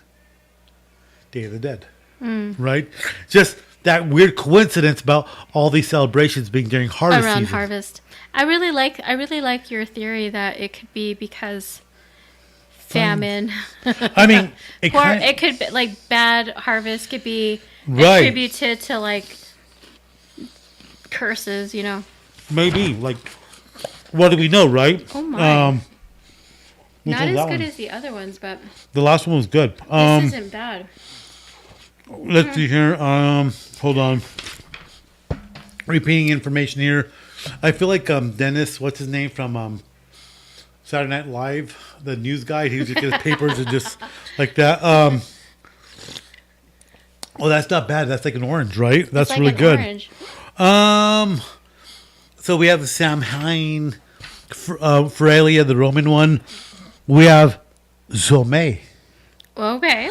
Tzome, Zome, which is Mayan. The Mayan had various rituals to honor their ancestors, including Tzome, which included offerings and ceremonies of the dead during specific times of the year. These rituals were often tied to agricultural cycles and the belief that the spirits influenced the fertility of the earth. Oh. So that might come very close to everything else. Yeah. Yeah. Okay. So that was, then that makes sense. Mayan, Aztec, kind of all same, all in the middle of the central Mexico there. Yeah. Okay, I don't know this one, but Obom, Japanese. Rooted in Buddhism, the Obom festival has ancient origins that predate Christianity. It is a time to honor the spirits of ancestors, typically celebrated in mid-August, which kind of the start to fall, especially in those colder climates, I guess. Families prepare offerings of food, light lanterns, and perform dances, bon odorai, to welcome and guide the spirits of the deceased back to the afterlife.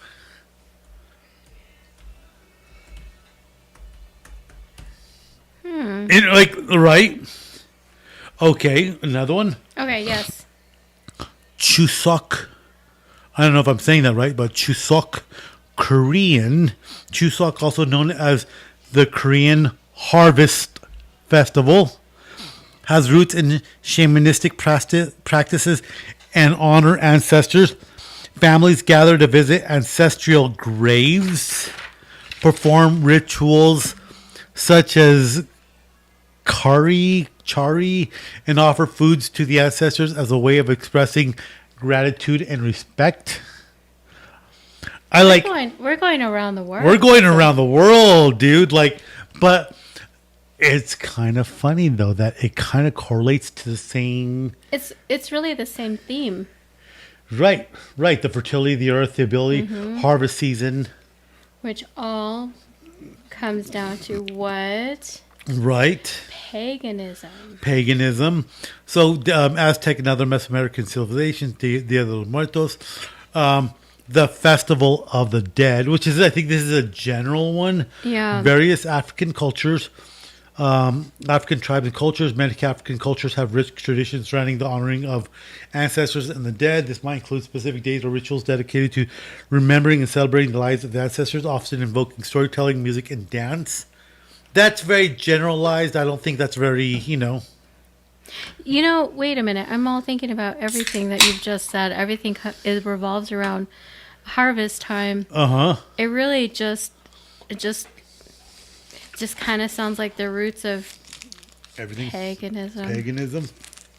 And I mean, okay, we call it paganism because they all have, you may have two tribes in a central region, similar traditions, but maybe different names for different gods.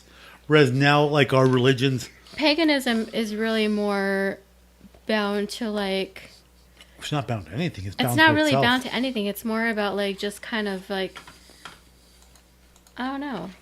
Earth. It really is Mother Earth and all of this. It comes down to, I think, just living in the natural world. I don't know because I think paganism. I think different pagan tribes, True. different parts of the earth, they can have their own, gods, different names of gods. True, that's true. Okay, so it says it's a noun. Okay. In case you're wondering, paganism is a noun. Yes. I'm so happy you're looking it up because I actually am like, is that the root of it? I don't know. Read more. Right? What is happening here? So a religion other than the one of the main world religions, specifically non-Christian or pre-Christian religion, a modern religious movement incorporating beliefs or practices from outside the main world religions. So it's a religion, just not a main world religion. So when you talk about okay, here's the Merriam-Webster definition. Okay, the Merriam-Webster Dictionary definition. You know how they always have your top oh yeah, number one, number two. So the number one definition of paganism is, which is a noun. Okay, it's a noun. It's a noun. Use it in a sentence, please. Jeanette is a pagan. What? So spiritual beliefs and practices other than those of Judaism, Islam, or specifically Christianity, such as the spiritual beliefs or practices of ancient polytheistic religions. So paganism includes polytheism, which is the worship of more than one god. Mm-hmm. Or B, the beliefs and practices of contemporary religions or spiritual movements based on ancient paganism. So we're Christians, but Halloween can be seen as a pagan holiday. Okay, so number two is a religion based on paganism. Okay, paganism is a religion based on paganism. That's stupid. Merriam-Webster dictionary, that was just stupid. To me, I think the one that I buy into is the belief in multiple gods. Maybe Did you know, Jeanette, and this is in the Merriam-Webster dictionary, did you know? Hold on. I'm gonna beat Webster up. Webster dictionary. I need to fix my hair. The uses or origins of heathen or pagan. Heathen is a dated term used primarily of someone who is not religious or whose religion is not Judaism, Islam, or especially Christianity. Is also sometimes used disapprovingly of someone who is not cultured. This use is also dated. So, Jeanette, if you were not cultured and you were a heathen, would that mean that you're a slut too? Like slut. Like slut. Oh my God, I'm a slut. Hold on, I need to do the hair throw while I say that. Wait, let me see. So like she's like she's like a slut. Heathen. She's like a slut. she's a heathen. She's a slut. That you have not done that. That was not your first time, sir. You have done that before. Okay, now, just that was not your first time. just for my conservative brethren, out of our 3.5 viewers, and the one that might be semi-conservative, my hair, although it is gloriously sleeked back like the Italian mafia, it's about this long, so I can very easily throw it back, especially when I'm at the gym and I'm doing push-ups and I'm all sweaty like, ah! Yeah. It has nothing to be with like girlfriend. You know what I mean? Like that has nothing to do with any of that. You had that hair whip going. Either you listened to rock you or were impressed. I was like, wait a minute. There's a podcast I always think about called like Glowing Up. Glow, glow, glow. Glow, glow. Glowing up. You've talked about that before. You talked about glowing up. You've been talking about glowing up for a really long time. So I have I just figured out how to get the software to do like remote interviews. And I'm gonna test it. Oh, okay. I'm gonna test it first, but I'm gonna send them like an email, be like, "I'm a great admirer of your podcast, Glowing Up." Like 2 girlfriends back, probably the girlfriend I should have married, but 2 girlfriends back. Sir. But I always remember that because I used to listen to her with her, and it would always start like glow, glow, glow, glow, glow. And I'd be like all driving, I'd be like glow, glow, glow. Oh my gosh! I just got such a kick out of it. Okay, we're getting away from Halloween, Jeanette. I know, you called me a heathen and then you whipped your hair. I'm not even sure who's a heathen. Mark, do you wear that hair to church? I do not. I was like, wait a minute. You whipped your hair so nice. I was like, he's done this before. I wear my hair respectively slicked back like a very masculine man that got done drinking the night before and doing things that I should not have to do before I go to church. Just because you drink the night before. Do you kiss your mother with that mouth? Absolutely. Okay. So Halloween. Get back like, all right. So, okay, so let's be honest. Halloween, it's been kind of informative. Sam Wayne, not Festivus, but I don't remember the Roman name of it. It wasn't Festivus, but it was something like, my paperwork's a mess right now. But, I feel like we're uncovering I think we're like doing investigative work. I feel like Indiana Jones. Like, oh my goodness, you're like doing research. Are we gonna go find this holiday? That was very Steve Irwin. Oh my goodness. Feralia, the Roman holiday Feralia. So we went from Sam Wayne to Feralia. Like, it's kind of interesting to know, and I could kind of see how people back then could be like, oh my goodness. Like, there's an evil spirit trying to eat us all. Like, oh my God. Okay. So one thing I did look up just very briefly, is there a dark or evil side of Halloween and death celebration? Unless you're a psychopath. Unless your name is Ted Bundy, I don't know. Unless you're a serial killer and really take all the stuff to heart. Serial killers like the Night Stalker. Oh my God. Wow. Do tell. Okay, so now it's getting scary. Okay. Let's see. Although they are viewed as festive and light-hearted occasions, some do have a darker and complex historical elements. Here are some aspects that highlight the darker evil side associated with Halloween. Damn. Whoa. Oh, they. Oh, man. Oh, they. So, obviously, the origins and fear and superstitious. Sam Wayne has a very deep deep-seated anxiety about death and the unknown. Isn't everyone afraid of death and the unknown? I'm not. I think. Are you afraid of death? No. Many superstitions around Halloween. Avoiding black cats. Oh, I love black cats. You would. Certain numbers, like 13, stem from superstitions that reflect about the fear of bad luck or curse or evil forces. I don't know. I feel like if you have a cat, you're going to be protected by the by eviler is more evil forces. Association with death. Memento mori. I feel like I should look that up. What is that? It's a very famous saying. Like, if you don't know what it is, I'm not going to tell you. You don't even know either. No, I know what it is. No, I you know don't. I totally know what it is. It remembers remember that you're going to die.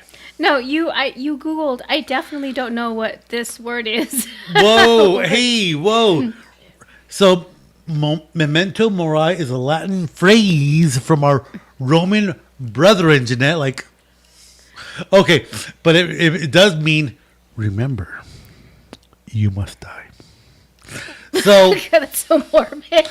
No, So- hence the word memortum. So what is the part of memento memento mori. memento mori. So it's mori, but let's take morir. Memento morir. Memonte morir. Memento is como like it's like Memonte memento morir. recordar de morir. Remember to die. It means remember you. So in a sense, that what it means is like remember you will die. Remember you will die. So no matter how glorious you become, if you become filthy rich like Bill Gates, right? Or if you're like Ron Jeremy and you're like in a lot of porn movies and you're like at the top of your game.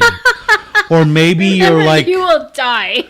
yeah, so the idea is no matter how great you become, You will die. you are going to die.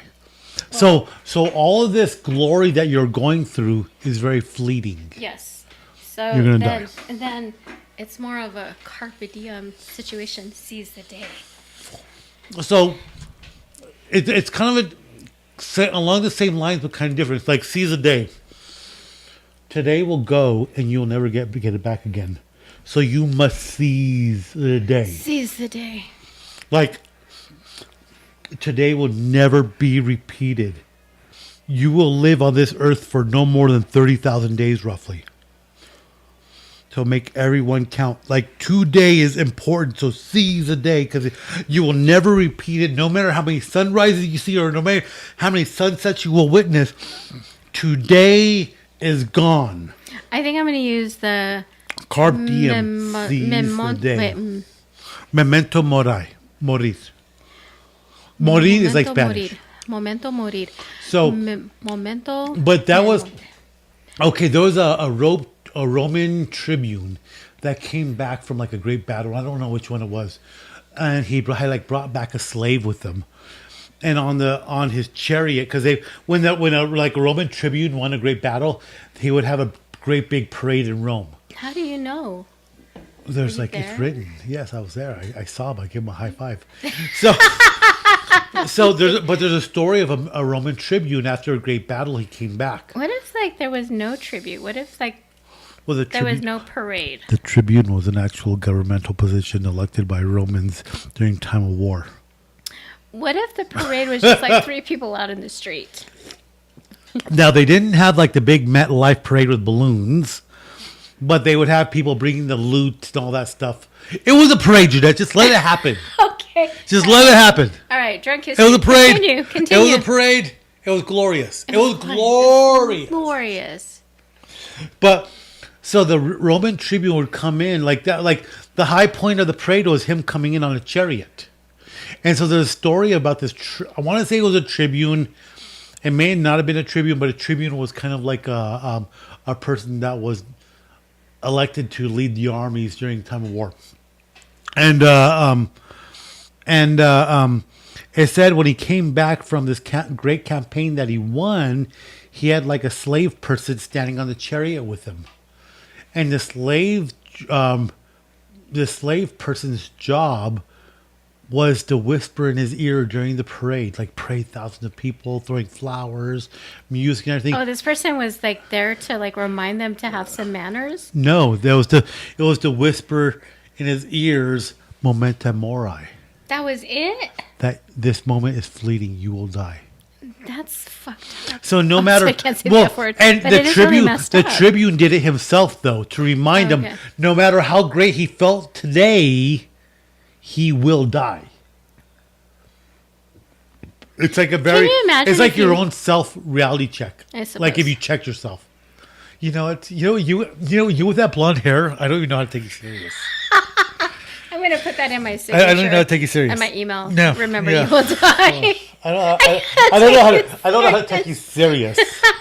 I know the hair is. Hold on. It's so overwhelming. I need to have at least one side. I need to go emo. I need to have one side covered here.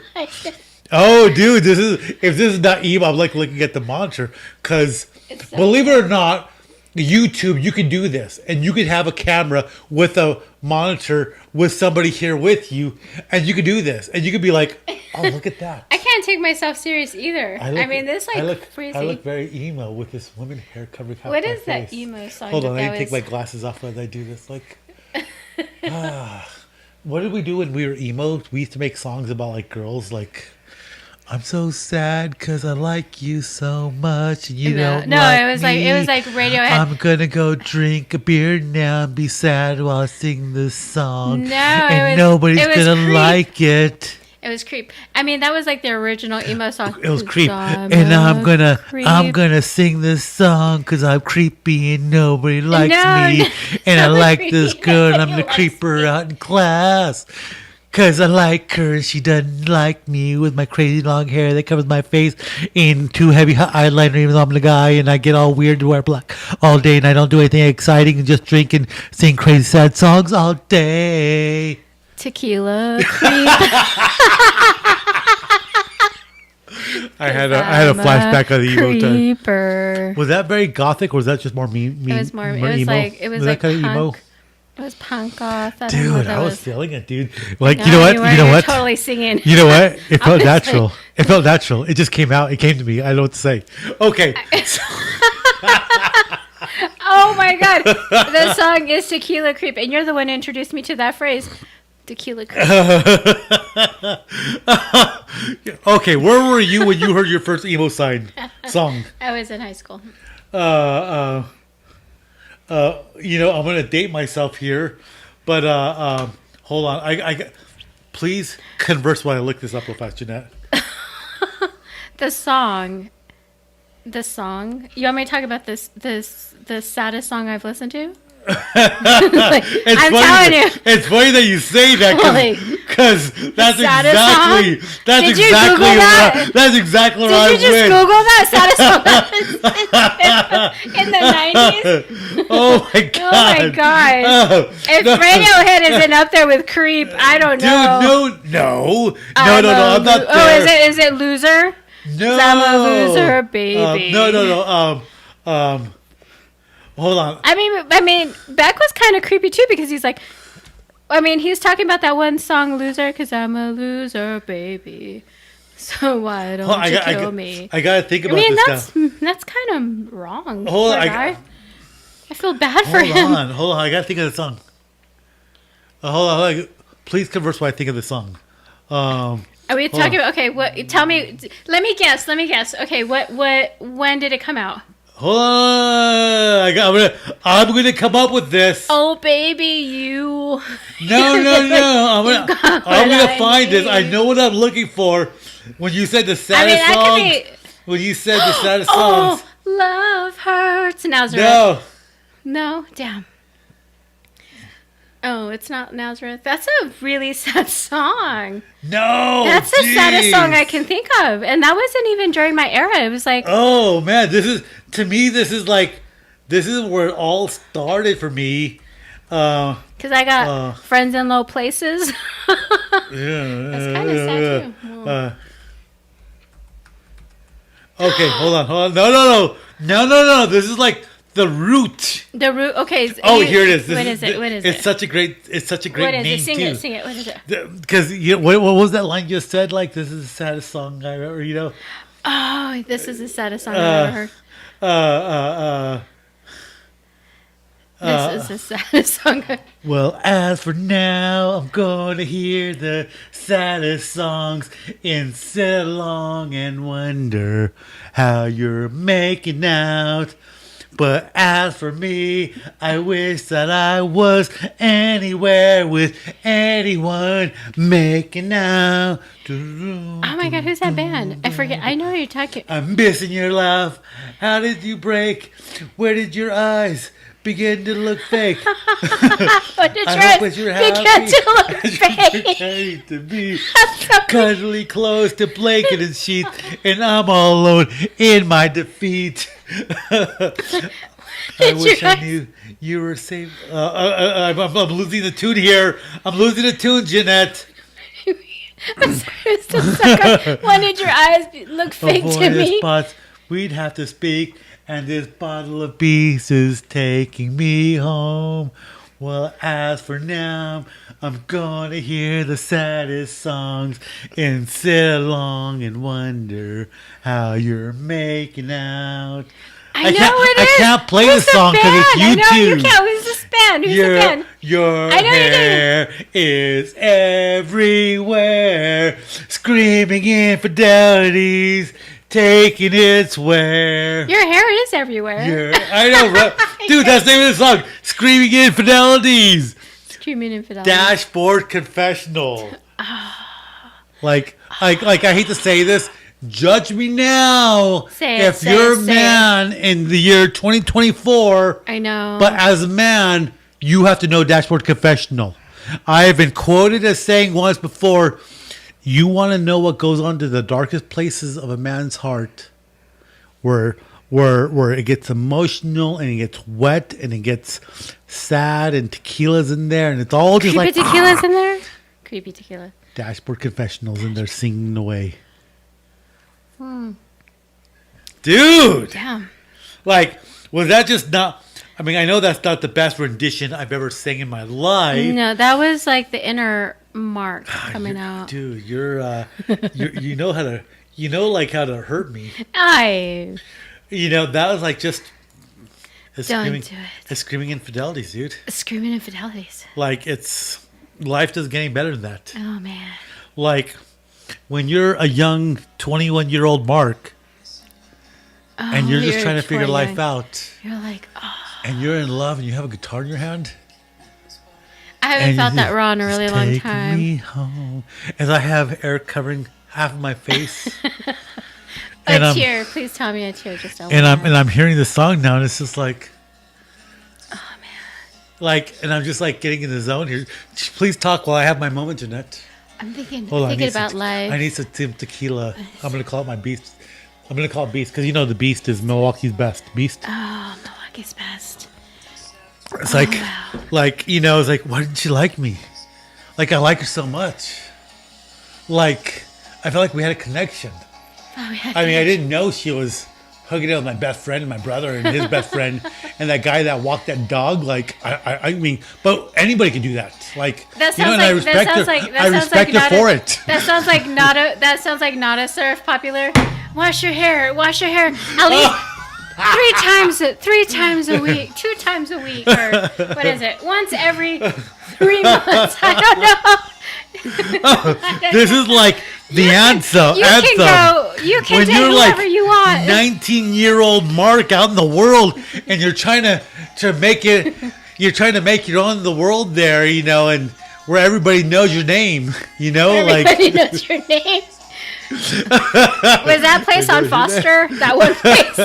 What was that place called on Foster? That was really freaking cool there for a minute. You know, Jeanette. The club. All I know is that, you know, young Mark, he just was making his way in the world today.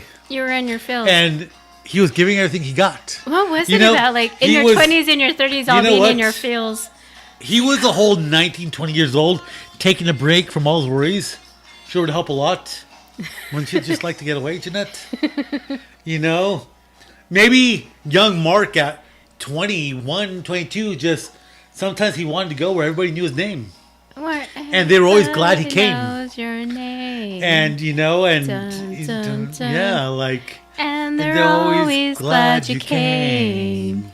Dun, dun, dun. You want to be where you can see. Our troubles are always the same. You want to be where everybody knows your name. Do, do, do, do, do, do. Now, there's like a whole song to that, which is actually kind of cool. So, okay. So hold on, I've got to bring it back to modern Mark because it just got weird. It just got really weird. You got all emo. We just got two blonde, and things just got kind of weird. Trying to make it in this world. I know, right? Like just trying. It was just okay. I'm going to a new Halloween deal here. All right, now I kind of feel like it's going to get aggressive. It's going to get aggressive, but you know what? You have a German in your family. Okay, so let's keep going here. Okay, Halloween, dude. Association with death, morbid curiosity, Salem witch trials, human sacrifices, evil themes in popular culture. What was it, like Annabelle? There's a museum where they house like evil stuff. Oh my God, yeah. How did you? Ugh. And you're gonna probably take some of that home. I don't want to take that. I'm not gonna lie to you. Vibe home. But pre-modern history helmets are not made for headphones. You know. I mean, there's like a thing from the top that I don't think is gonna work. I don't know. It's just not happening. Okay, so in the 20th century, particularly during the latter half, Halloween became associated with various subcultures and movements, Jeanette. I don't know if you knew that. Really? You're kidding me. Like what? Like horror films? No, but there was instances where individuals or groups engaged in rituals that could be classified as satanic or cult. What's funny about satanic rituals, and it talks about the 1960s and 70s, the rise of groups such as the Church of Satan, You're talking about cults. Founded by Anton LaVey in 1966, brought new visibility to Satanism.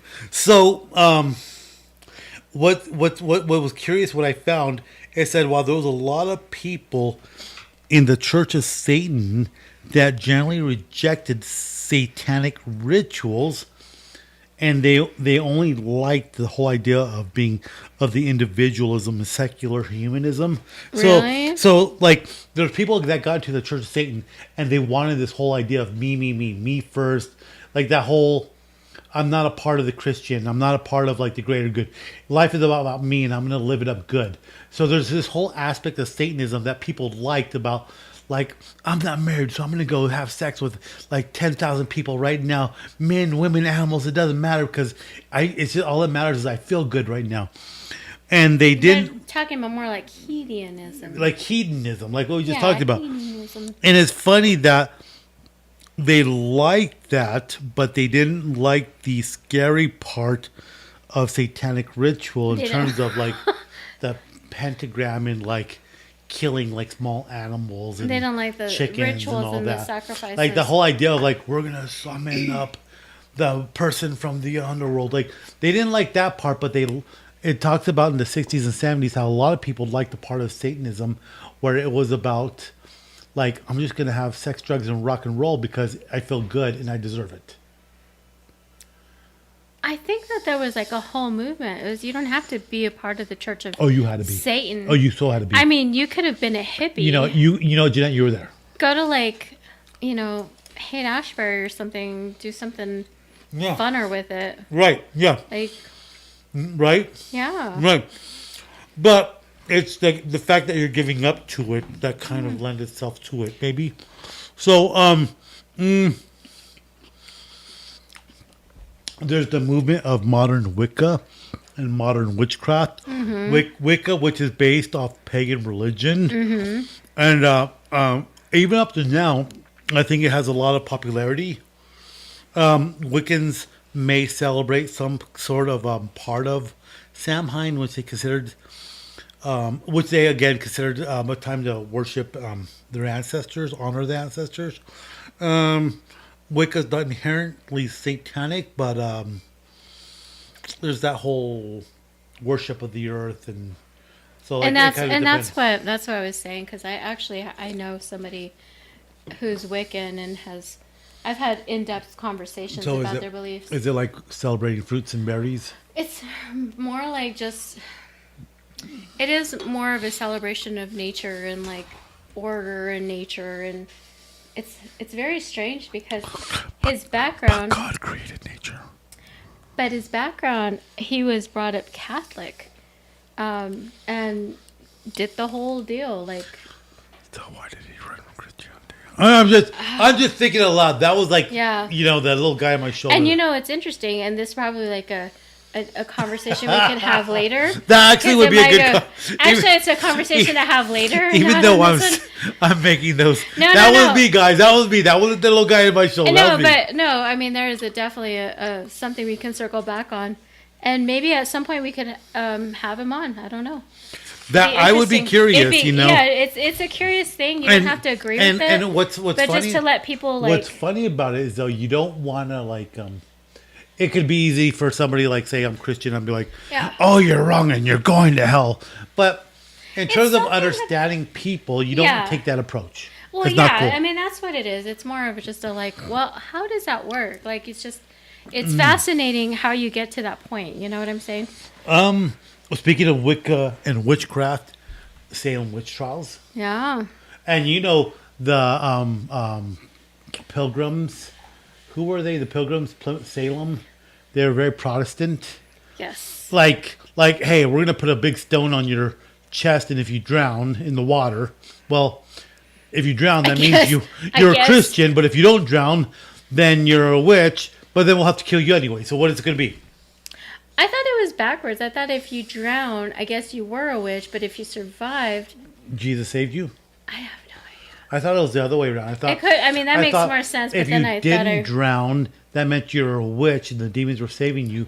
But if you drowned, that means like, well, you drowned and that means you're a Christian, but you're dead anyways, so it doesn't matter. That actually makes the most sense to me. But I thought I heard it in reverse, and that didn't make sense to me because I'm like, well, you're just dead regardless. Might as well just go out with a bang and say, I'm a witch.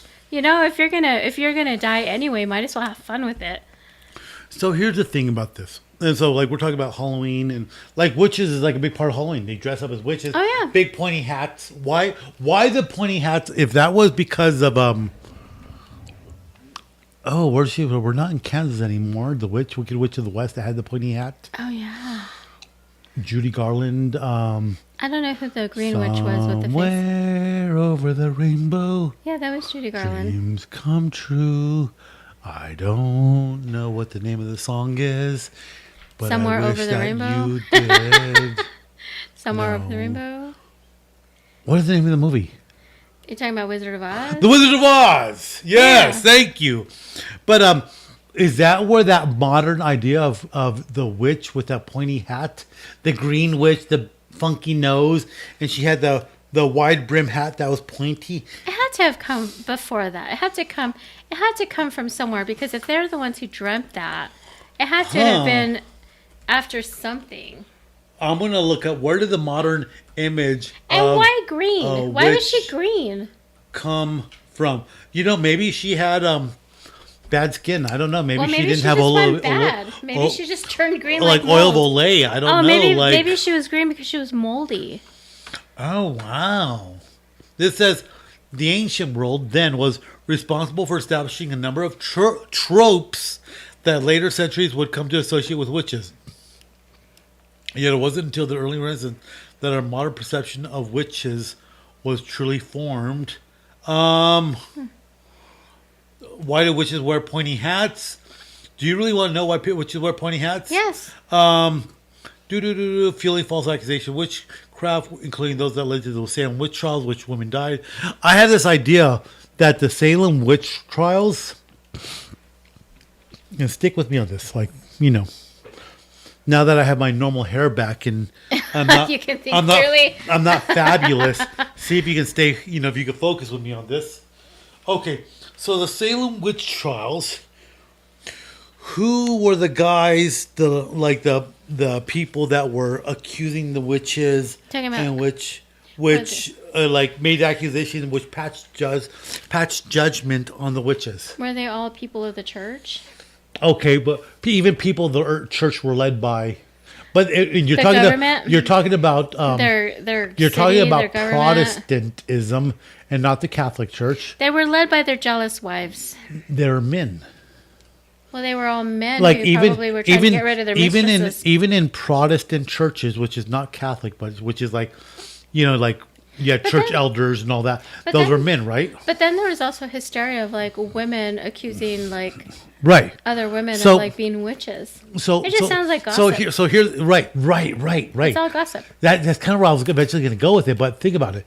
So you had men that were elders, and the elders were the ones that were like the judges in the trials and all that, casting judgment. And so why is it that a bunch of women are accused of being witches? You don't hear anything about the sorcerer or what's the opposite of a male witch? It's like a He is a there's a name for it. yeah, So a male witch a warlock. is a warlock, right? So you don't hear about male warlocks. You hear about men casting judgment on women. So what if it was this whole jealous thing? Oh, she's attractive. She didn't want anything to do with me. Witch.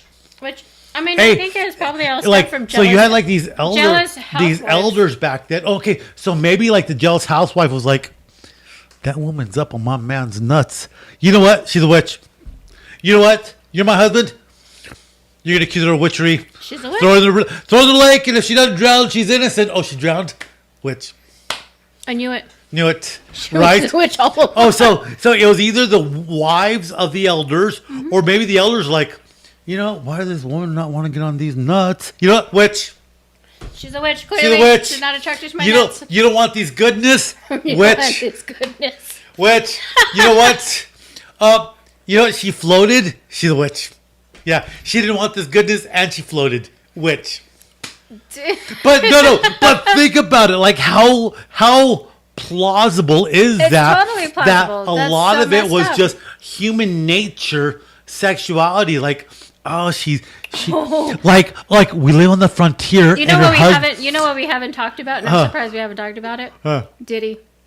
Maybe I it was know. a Diddy No. party. Maybe we'll do next time because Diddy's a whole other can of worms. I know. I was like, maybe I it was mean, a Diddy party. I'm getting into Salem witch trials that Mary Elizabeth Listen, and I'm talking about the Salem Diddy party. from the Pilgrims, which her second husband was killed by an Indian on the frontier, and she's a widow with a dog as a pet, no children, looking all fine.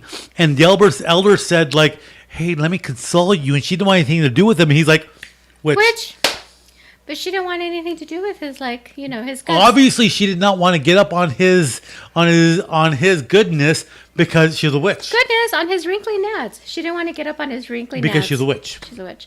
Obviously, that's what you thought. and as stupid as I'm saying this, as stupid as I'm saying this, it's all silly and all that. But how plausible would that be? Especially if the elder was married, and then she comes out and she says, "Hey, this guy was trying to throw his nuts up on me and try to get up on me," and he's like, "I didn't do it. Hey, wife, that's not true. Obviously, she's a witch trying to come between you and I and our sacred matrimony of marriage here. She's obviously a witch." Throw her in the lake. She drowned. She's a witch. She's a witch. She's trying to bewitch me. She's like, oh my, no.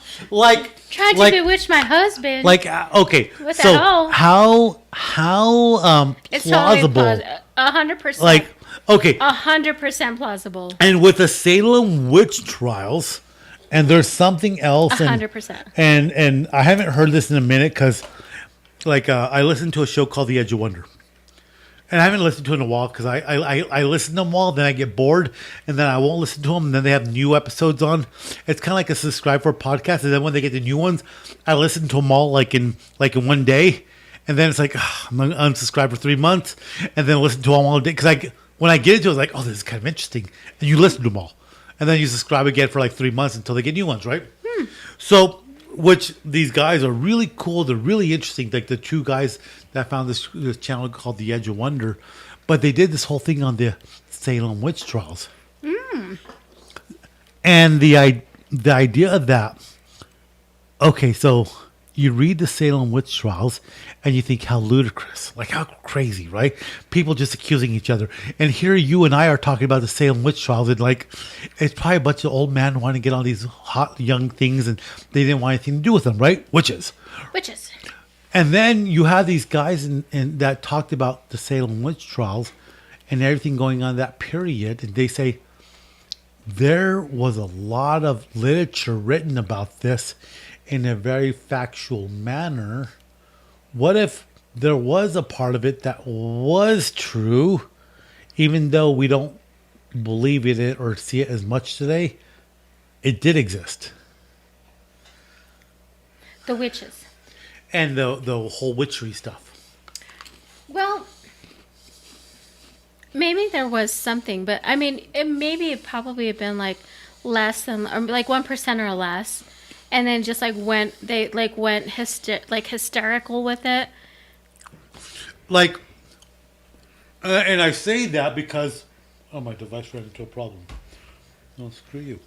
So, because what's curious about it is like when we did our first episode, I started my new job, and you and I had worked in another place that was kind of weird.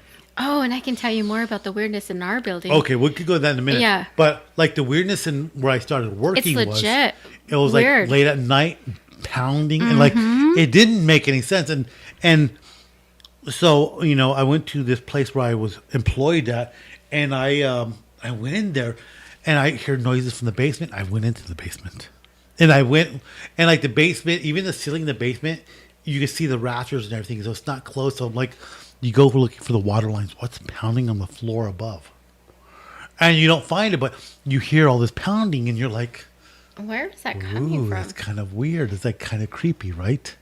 So you have this whole atmosphere, like maybe in my context of our greater experience in life, there's not life there, but there's still that much there that's kind of left the question and like, what is it? There's something that still doesn't add up because I've been in your building and you showed me the basement and I know it's in the basement and it didn't feel, it is kind of, like all basements, they're spooky. It's still a little spooky.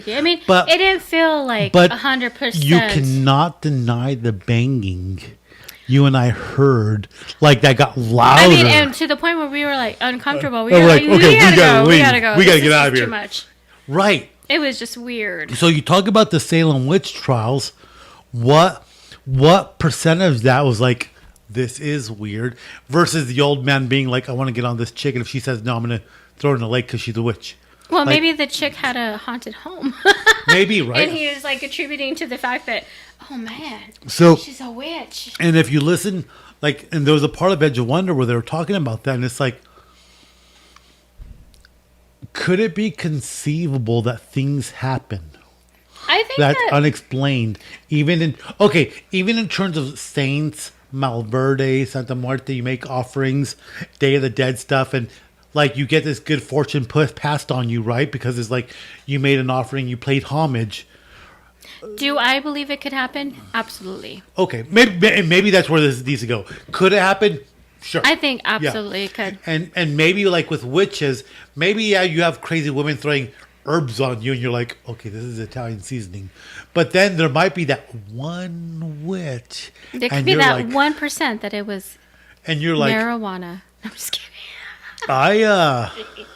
thinking about legalization in New Mexico. You're crazy. I'm not doing it. So, but no, I mean, there is that 1% that it could actually be true, though. I'm not going to lie. And you know, I'm being jokey. I wish I can talk about it without sounding crazy. My experiences with people like that. But when you talk about that 1% of the people that do have experience with that, it's like, what the hell? Well, it doesn't make a lot of sense, right? Well, okay, so I've seen... You know, that blonde on you is really, like, it's really coming out au natural. Oh, yeah? It's happening. It's so big. It's like a lot of hair. Whoa, hey, girl. So slow down there, tiger. That's what every man wants to hear. It's so Is that what you tell all the guys today? It's so big. You're so dirty. How dare you tell them that? It's just so hot. And everyone's like, oh my gosh, she's the one.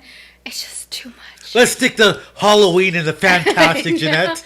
Like our viewers want to hear, they want to hear about the supernatural, not about Saturday night. Saturday night. All right, so let's forget about Saturday. Wow. I know. You heard it here. I know. Let's forget about Saturday.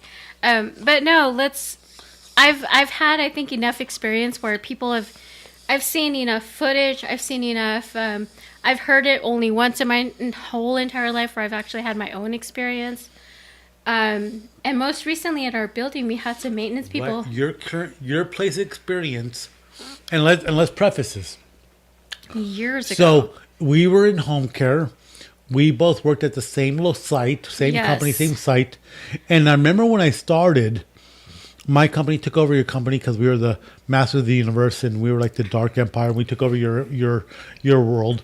And I was just so pissed. You're I'm just kidding. But what I was curious about it, there was a durable medical company in the back of this building. It was like a big warehouse, durable medical company. And at the time, I really wanted an experience. So did you have any experiences in that? Any of your own experiences in that building? Nothing significant. Okay. Me neither. Me neither. And so when I would, okay, for people that are listening, durable medical equipment. Like you may not afford to buy the machine that gives you makes you the oxygen and gives it to you. But it's like on a rent to own. But if you decease, they come pick it up and they clean it up and they sell it, rent it, lease it to the next patient. A lot of people donate their loved ones' equipment. Even a hospital bed, your insurance may be paying like kind of like a lease thing off for your hospital bed because they're not cheap.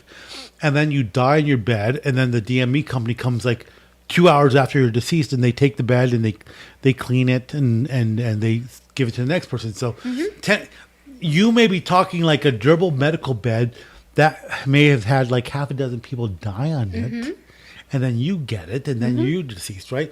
So I remember the guys from the company in your building, and they were like talking about things falling off shelves, hearing voices. I remember... I want to say it was the guys there that were there before the company got sold off or everything was sold off.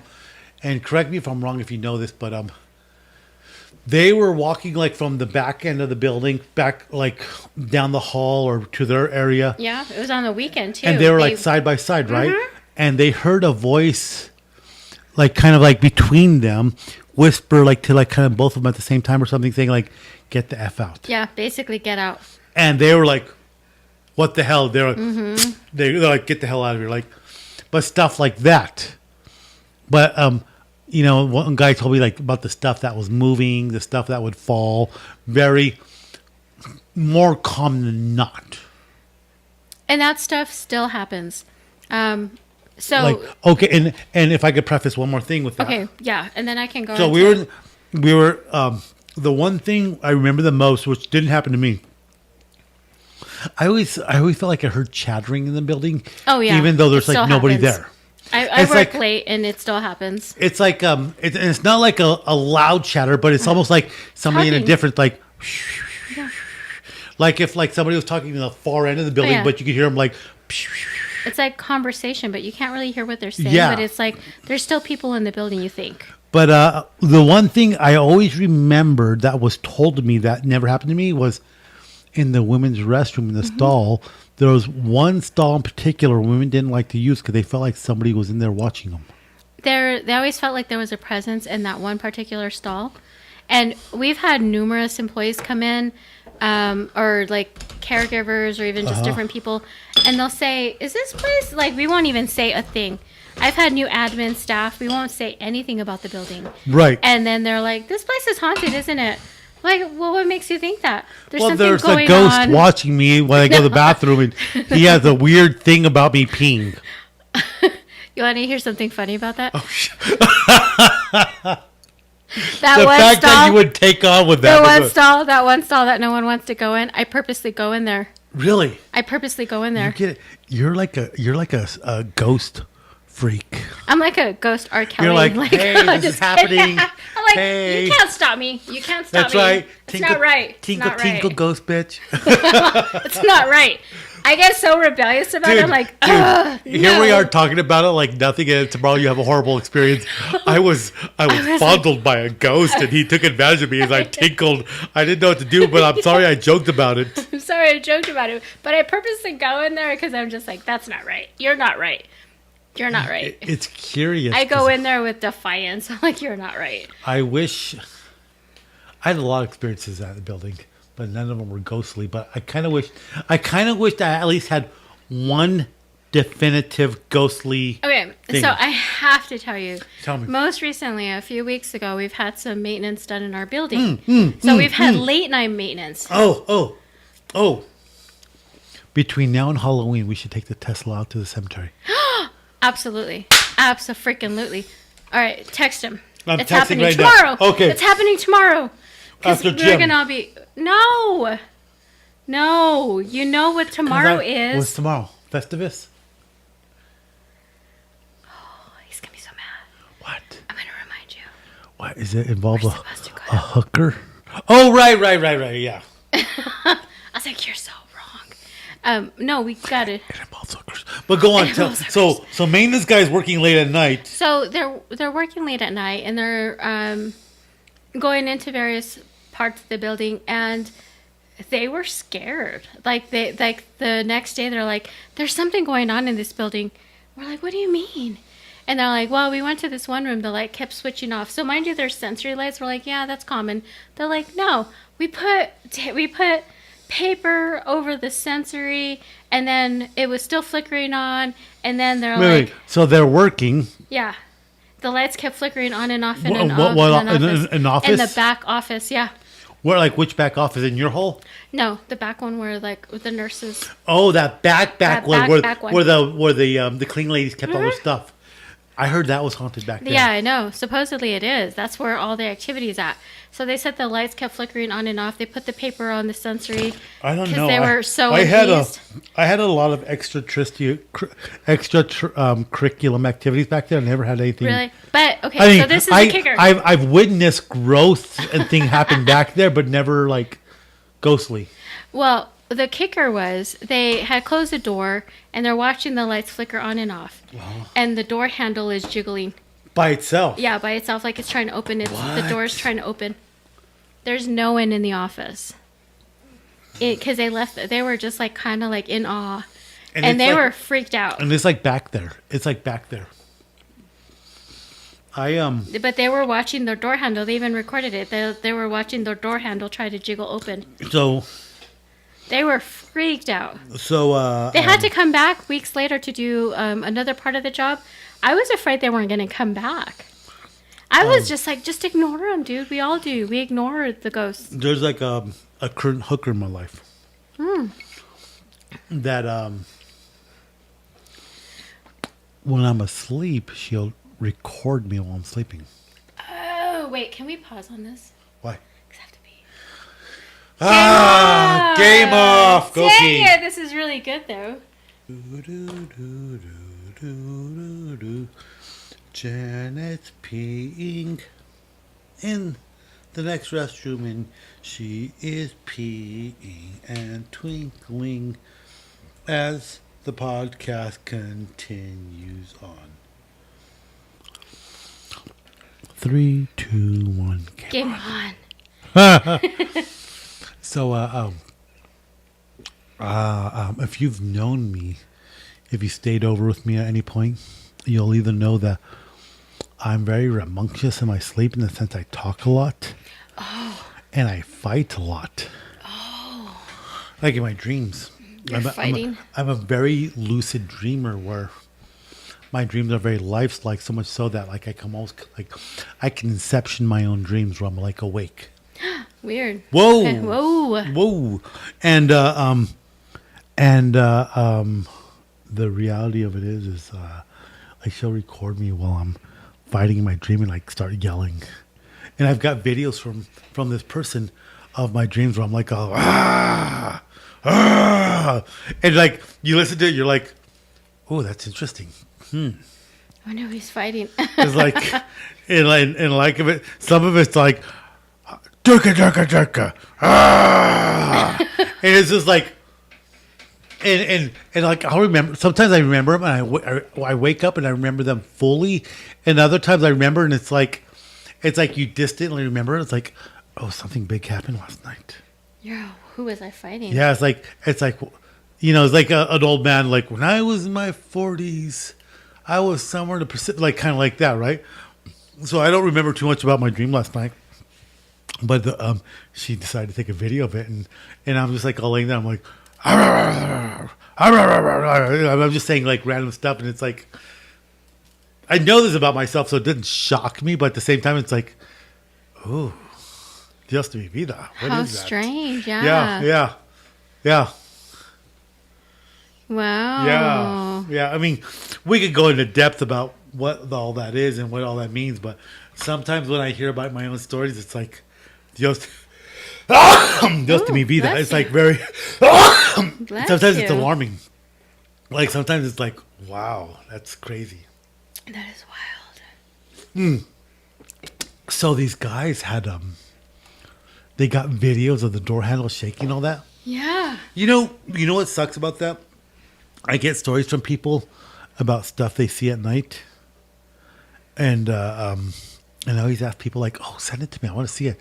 I never get it. You know, it's weird too because like there's video that, but I have not gotten it either. There was also one where one of the nurses had taken video of the paper bag that was just moving on its own, and it's a paper bag, but it wasn't like empty. I mean, it had food in it. Was it like American Beauty where the flag is blowing in the wind? Right, so beautiful. It's like it's beautiful.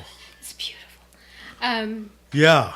But no, you're right. Like there's, you have these instances where people will say all this stuff, but it's different people with like their own experiences. And the only thing that I can think of is that building is very peculiar. I think that if you're open to it and you let it. What's curious is it's not an old building. It's not an old building. It's a. In my first home I rented, it's in the old part of this town, near. There's like. Did I like spit up my crackers in here? Whoa. Dang. I lived in an old part of town where it's like one of the oldest parts of town. And the steps that lead to the back door of that old house I was in, it said it was last renovated in like 19 something or 18 something. And I remember thinking like, that's over 100 years ago since this house was first renovated. How old is this stinking house? And did you get like a bad vibe? I never. And for me, I try to pick up on energy, but so it's like a really old house. If I take you there, you'll be like, "That's an old house." Yeah. And so it had like the hardwood floors, sub level, and everything. And I used to fall asleep in the living room in my recliner. And my dog would sit. He would sit up, staring at the corner, growling all night. Oh. And he'd be like all night. And sometimes he'd bark. Is that Sparty? Sparty. Aww. And he would bark. Okay, so crazy story. So he would sit there barking at it, growling at the corner, like at the same corner. Yeah. And my friend, she brought over her son, which is autistic, very autistic. And she said, and she had told me once, like, well, my son, I don't know what to call him without calling him his name. His name is, let's make a pseudonym here. Fantastic pseudonym. A fantastic pseudonym for like a kid? Yeah. I don't know. Charlie? Charlie. Okay, I'll call him Charlie. Charlie's So a she good says, old boy name. she's like, Charlie's always seen stuff. Super autistic. Great kid though. Great kid, but super autistic. And so she walks into my house and she lets Charlie walk in and she says, "Hey Charlie, hey, hey, there's Sparty." He goes, "Oh, Sparty," and he goes, "Hey Sparty," and she goes, "Hey Charlie, who's here with us?" And he goes, she goes, "Is it just me and Mark?" And he's like, "Yeah." And he had this weird thing he did with his hands. He goes, "Yeah," and he goes like that, "Yeah," and the man standing in the corner, just like nothing, just And walked the man in. standing in the corner. Yeah. And we looked at each other. What the hell? And so one night, my dog is it's like 2 a.m. or something. In the corner, he's going crazy. Oh wow! And so I'm on my recliner. You know, it's just one of those recliners, right? Yeah. It's comfortable. So 2 a.m. I'm like drowsy. And I'm like, I was like, dude, we are. And I remember like yelling this at the corner, like, we are not here to cause you any harm. Just let us stay here for a while and we'll move on. Just let us be here in peace. Yeah. Gone. Nothing else after that night. Yeah. Yeah. How strange. But then that's also the house where I had my first salvia trip. Oh. The one where the whole world melted into me, and I could see myself hovering above the world as the world melted into me, and where you instantly felt connected to everything in life. What an amazing feeling. Yeah. Seriously. And then you come out, and then I remember coming out of it and being like, were you disappointed? I would be disappointed. I'm like, oh. I wasn't disappointed, but I wanted it again. Yeah, I would. And it was weird. Probably. I tried to go back into it right afterwards, and I couldn't fall back into it. Oh man. It was just like I was like trying to like go back there again, but like I don't know if it's because I just had my trip or because what, but it ended and I couldn't go back in until it was like gone out of my system. I don't know. I've had dreams like that where they're just like, it's not about like my current life. It's like it almost feels like a former life, of a life I was familiar with. Yeah. And then to come out of that and like, it's so weird because it's just like, oh, where did that go? And I'd be in a different city, like Philadelphia. I've never been to Philadelphia. And I'm over here just walking down the streets, like knowing like I know where I'm going. I don't know why Philadelphia, but maybe that was a former life. But anyway, So Jeanette, just so you're aware, in the mid 1600s, did I die in Philadelphia? There was a new Christian denomination going through Europe. New Christian denomination in Europe. It was known as the Religious Society of Friends. Oh. Or Quakers, and they were found in England. And it was at that time that people, Salem witch trials, including women, wore hats that were wool felt hats that were wide brimmed, and a lot of time they were just conical. And there's a picture of a man wearing a conical one, very conical but flat on top, but it's extremely conical. Just at the tip, it goes flat. I kind of see myself in a former life. I bet you I was there, and I was probably like hung. You know, I bet you were there. for being a dumbass. I bet as these old men were trying to con you into like, hey girl, I got something. I bet you went for it and you were brandished as a witch and thrown in the river for the complete opposite. I bet you I said a smart ass thing and then got burned at the stake. Yeah. It's like I could see that happening. He's like, hey girl, if you gave your man some tail, he wouldn't have to go looking for some witches to nail, yo. And they're like, witch. And then I probably said something smart ass, and then I'm like, oh, she's a witch. She's like not a lady. You know, like shut up. It's like that one person in the Puritan time that said like, hey, just hook a man up and just let him hit it. Witch. So they're like, they were like, oh my Jacob Jehovah and Jejebiah. I was just telling you to loosen up, girl. I told you to loosen up so your man could be happy. She's like, oh, sweet heavens to Jehovah. Something about hitting it. She's obviously a witch. Throw her in the river. She's a witch. And Jeanette's time as a Puritan was cut short. And I probably was like something stupid, like a midwife were just You know giving what? some You know solid what it was? advice. I probably was Puritan Jeanette got a little racy, and you wore your skirt a little too short, and you were showing some ankles. Throw her in the lake. She's a witch. No, I'm. She was like, "Did you see her ankles? She's obviously a witch." I was wearing stockings. Witch. They were nude color stockings, but they were stockings. Witch. Which You're a witch. Throw it. So like her dress came up right above the ankles. She's a witch. she's a witch. Wow. I hope I didn't die in a stupid way like that. I am Halloween this year, knowing what I know now, is shocking and appalling. Ay. You know, there's a lot to talking about in the news. I saw the Joe Rogan podcast with Trump. I've been keeping up with politics. I've been keeping with a lot of stuff. I know you've been talking about how And you've been keeping up with it. I want to keep up with it all this next week during the last week before the presidential elections. But thinking about terrible things, scary stuff related to Halloween, right? You know what's going on in Haiti right now. Like the gangs are running Haiti right now. Haiti's a very dangerous place. It's very bad and all that stuff. Dan Carlin, God bless it. I've mentioned Dan Carlin before, but he does amazing podcasts.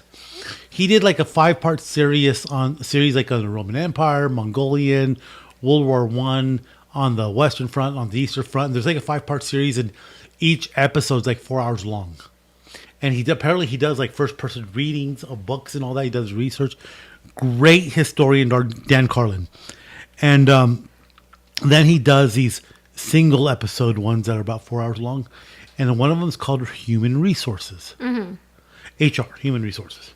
And it's a funny title for a podcast about slavery in the Caribbean. Slavery in the Caribbean, workers. And the podcast is titled Human Resources.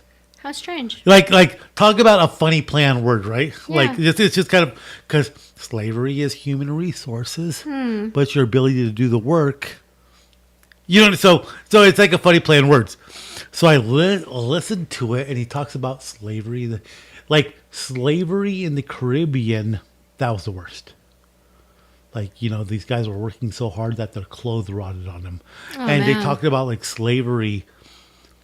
Slavery was bad everywhere, but it wasn't considered. It was considered the worst in the Caribbean, like in Haiti. Like if you were a slave in Haiti, that was like death sentence. You weren't, between all the diseases, the illnesses, insects, everything that could happen, anything go wrong. Like if you were a slave in Haiti, it was like the worst place of the worst. Oh wow! It wasn't. You talk about slavery in the North, slavery in the South, in America. Like Virginia, Alabama, Georgia, and as bad as it could be down there on the plantations, it held nothing on being nothing in terms of being a slave on Haiti. And so this podcast goes into detail about slavery and about the uprising in Haiti. And the French and the English hated each other. They were at war. The French and Indian War and all that. But the English had a weird stance on it at the time. This is before England outlawed slavery because they needed it as well. And slavery, they didn't want to support the slaves because they hated the French, because if they supported the slaves, then that meant they would have to give their people freedom too at the time before they outlawed it. And so they were in a precarious place, and France controlled Haiti. And you're talking about how bad slavery was in Haiti. And then when the revolt came along, how that they were, like the slaves were uprising, and they were fighting the French, and even the French soldiers being sent to Haiti considered it a death sentence. Oh wow! They were like, they didn't want to go to Haiti to go fight in this. Well, they have nothing to lose. If they're fighting, they're already going to die anyway. Well, I mean, these were just soldiers. The slaves had nothing to lose. That's exactly what I'm saying. The slaves have nothing to lose. So they're going to die anyway. Might as well die trying. And what was a French soldier from France wanting to do in Haiti? He didn't care. He just wants to get back home in France and have his baguette and wine and live his life, and be happy. But he was sent to Haiti, where really good chances are he was going to be killed out there. Wow. And the Haitians out there, that had been there for quite some time since the Spaniards and all that good stuff, they fought very ruthlessly, very bad, very ruthless. And they talk about like there's one passage where he talks about like where the French soldiers, this French general was going there trying to find the Haitians, trying to fight them, put down this uprising, and they come across this field, and all you can see on the field is hands coming out from the ground. Oh my God. And so you're left wondering, and he said, in the biography of all this going on that they're talking about, the histories of it being written, and Dan Carlin's a really good historian when he researches, you're left wondering, did they kill the colonizers and cut their hands and off and put them in the field? Set them up like, or were people buried there with their hands sticking out of the ground? Oh, wow. Like you kind of, you're trying to like in your mind quantize like what's going on, but you kind of don't know because he kind of leaves it open-ended. And you're just like wondering, like, this guy comes across this massive field with thousands of hands. What was it? Were they buried alive, or were their hands cut off and they were stuck there in the ground as a message to like F the French? You know what I mean? Like, well, what a freaking mind. And imagine what a mind fuck that is for anybody. You're just a going human there. being, yeah. And running across that field, it almost would be like a tactic to like scare your enemy. Yeah. I mean, back then, I don't know, war seemed like different back then, even though it was brutal. And I wouldn't even just, Can you imagine, like, you come across to, like, acres of land and there's just hands sticking I can't out imagine it just be hands. If it was a tactic to scare off your enemy, I imagine you would have to stick the whole arm in there. So they're not just trying to yank out a hand.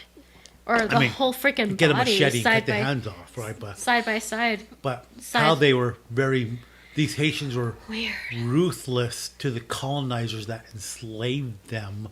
And you talk about like Haiti, the Caribbean islands, voodoo, the spirituality. Well, it's kind of like what do you expect? You put people in a position where they have nothing to lose. What makes you think that they're not going to start committing the worst atrocities? You talk about Halloween. They have nothing to lose. Right. And like we're talking about Halloween, right? And so you talk about like an ancient land where from the get-go of Europeans landing there for whatever reason. Yeah. When these Europeans landed, people were enslaved. More people from different places were brought in as slaves. They died terrible deaths. Then they uprose and they killed horribly. And so you talk about, like, I can imagine going to Haiti now and going to, like, some place and being like, this place is crazy haunted. But you look at the centuries of history of violence. The mistreatment that the Haitian people had to endure. What memory does the land have of that mistreatment that causes it to be haunted? Talking about, like, the generational root, that the hate that just, like, kind of, like, seeps in your blood and just kind of, like, you're just... I don't know.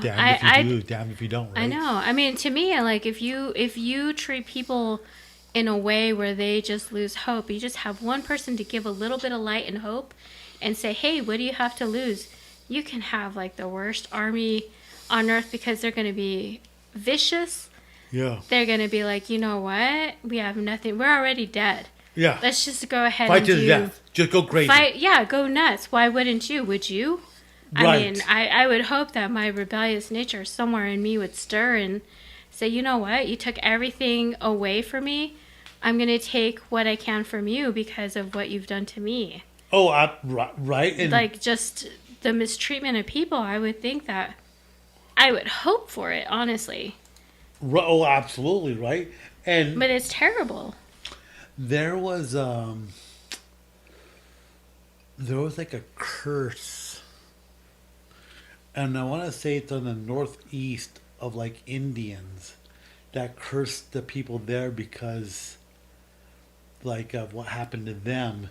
You know what I mean? Like you have all these stories of like places in the United States that's very cursed because of like the Indian Wars. And the Indian, like for whatever reason, they, the settlers back then versus the Indians. The settlers come in, the Indians mercilessly kill them because They're like, who are you? Why are you on your land? Yeah. But then the U.S. Army would come in, they'd track them down, they would mercilessly kill them. And you had this cycle of violence until eventually, like, the Indians surrendered because they couldn't keep up with... they couldn't keep up. Like, so many Indians were just being killed. Their population dwindling and all that stuff. But how many stories of, like, of Indians' tales have we heard of, right? I think that energy can leave an imprint. So if something bad or good happens, I don't know. Yeah. But mostly you hear of the bad stuff because of, I don't know. I think it can leave an imprint. So, hence, I think that's why there's your building's haunted.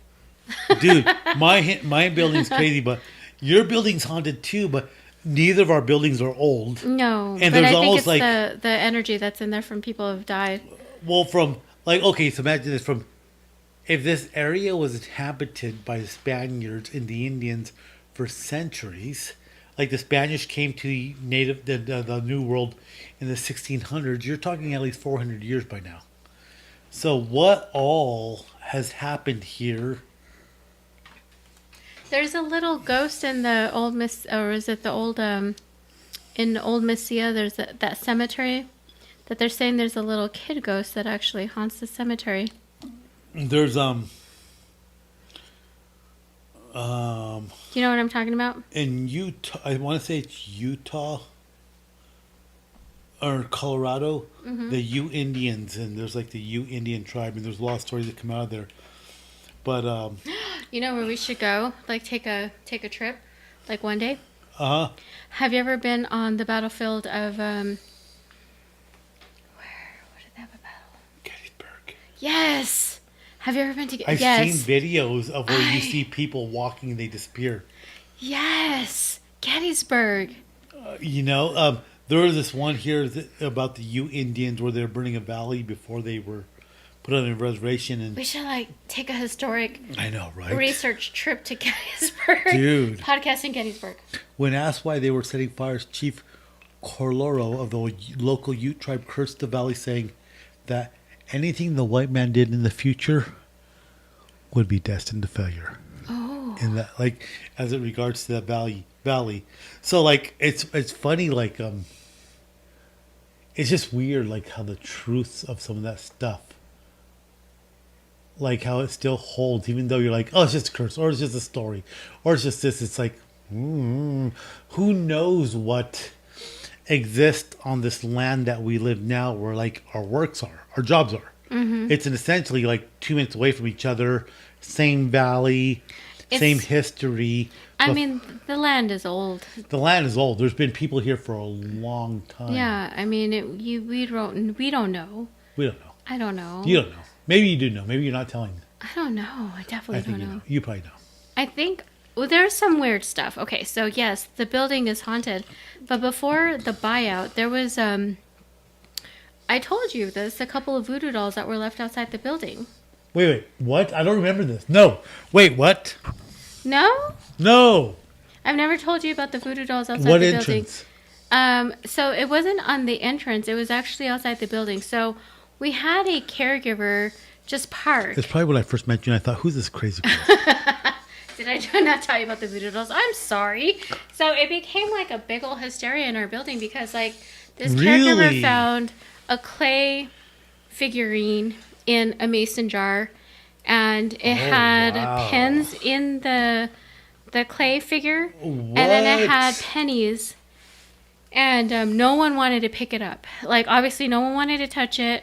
At the time, we actually had a father who was a chaplain, and for hospice, he was a chaplain for hospice, so of course they had to call the father and say, like, we have a situation.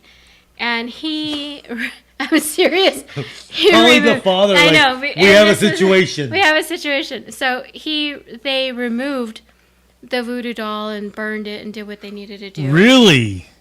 It became it became a situation where and we were like, why would someone leave the voodoo doll outside the building?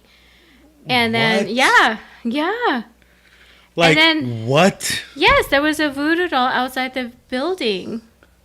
Like, where was it at in the building? It was like probably like on the rocks, like near the sidewalk, like near the building. So, I mean, I have stories of people I've met that... I've never told you this. I'm surprised. I'm sure I've told you I have this. stories of people I've met that keep mason jars in their home. But there was a voodoo doll, and it had pins and a penny.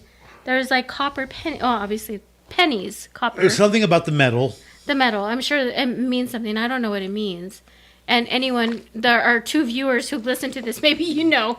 I have no idea. But it became a situation. As we're putting pennies in a jar now. I know, right? So and then they removed the voodoo doll. And then a month later, the voodoo, not the same one, but another voodoo doll. Another one a month later? And it became another thing. Everyone's like, who is this? What? Who are they after? What? Yeah.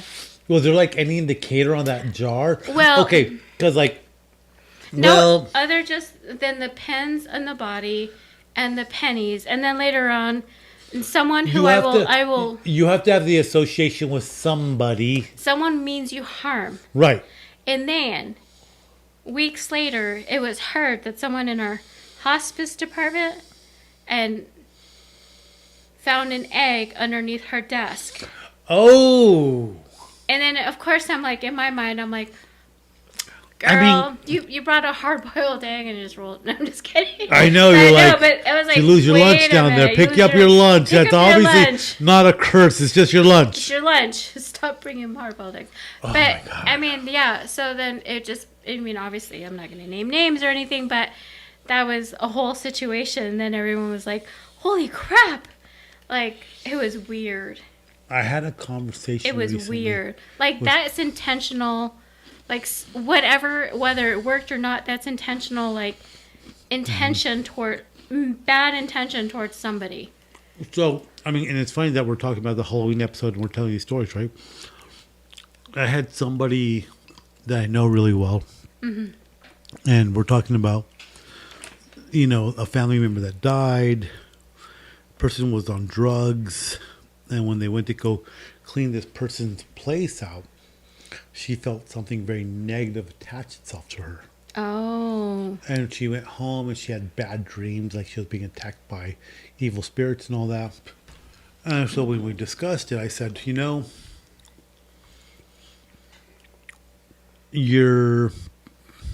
grew up in a similar culture than me, and you have similar stories in your culture than me. I go, pay attention to the stories. What do the stories tell you to do? Mm-hmm. Yes, have faith. Yes, have belief. Yes, say these prayers.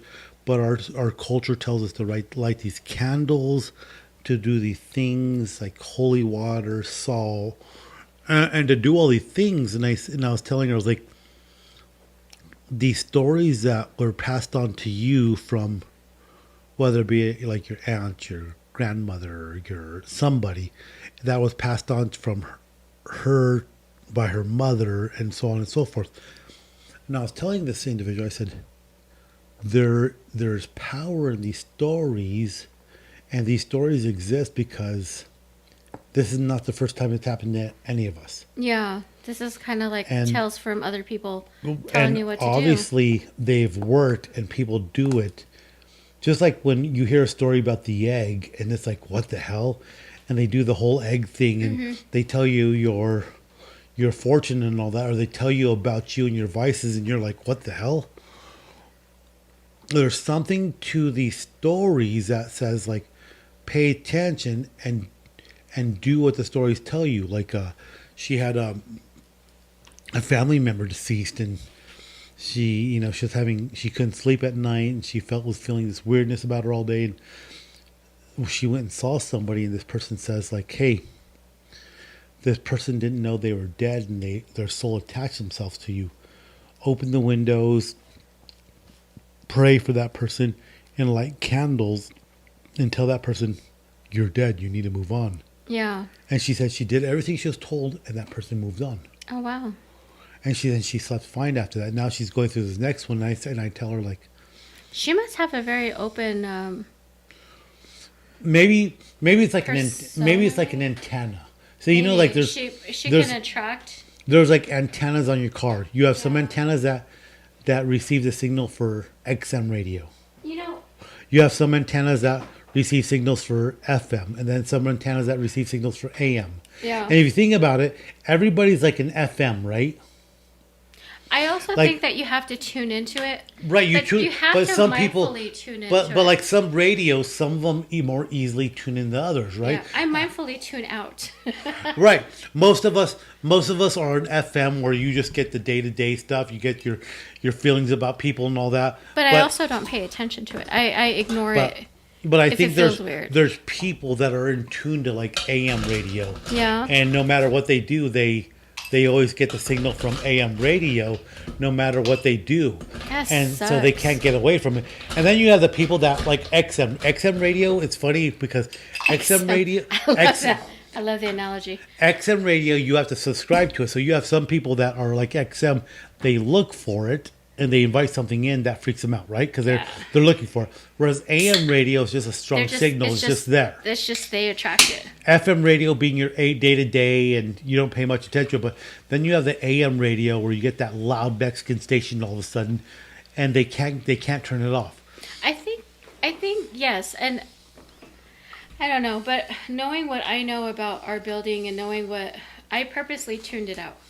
Well, maybe people like you and I are not sensitive to it, so we turn it out easily. Because I feel like I've heard enough about people. I know enough people that are sensitive that can't tune it out. Like the radio's always on. Yeah, and I was honestly like, I know the stuff that's been going on in our office. With the office that when we first met that office So let me tell you something real Okay. fast. Okay. I know a gentleman that was born with a call. Oh. You know what a call is? Have you heard of that saying? You're born with a call? I'm not sure. I'm thinking it's like a purpose. No. So apparently this is a thing. Okay. People that are born with the placenta on your head, like stuck on your head, like a helmet, but it's like your mother's placenta. Mm-hmm. It's not natural for you to have your like placenta stuck on your head like that. When you're born, you tear the sac and you slide out of it, and it's left there, and then you have the afterbirth where it all comes out. Well, some people are born and they have their head is covered like a beanie with placenta. Mm-hmm. And that's called being born with a caul. Okay. And apparently people born with a caul are gifted people. That's interesting. I've never even heard of that. I've never heard of it too. I heard it in a movie and I had to look it up because it was that movie Fury with Brad Pitt. Uh-huh. Fury, where he's in a tank, World War II. Oh, yeah. I've never seen it. It's a pretty modern, recent movie. And there's a part of it, I think it was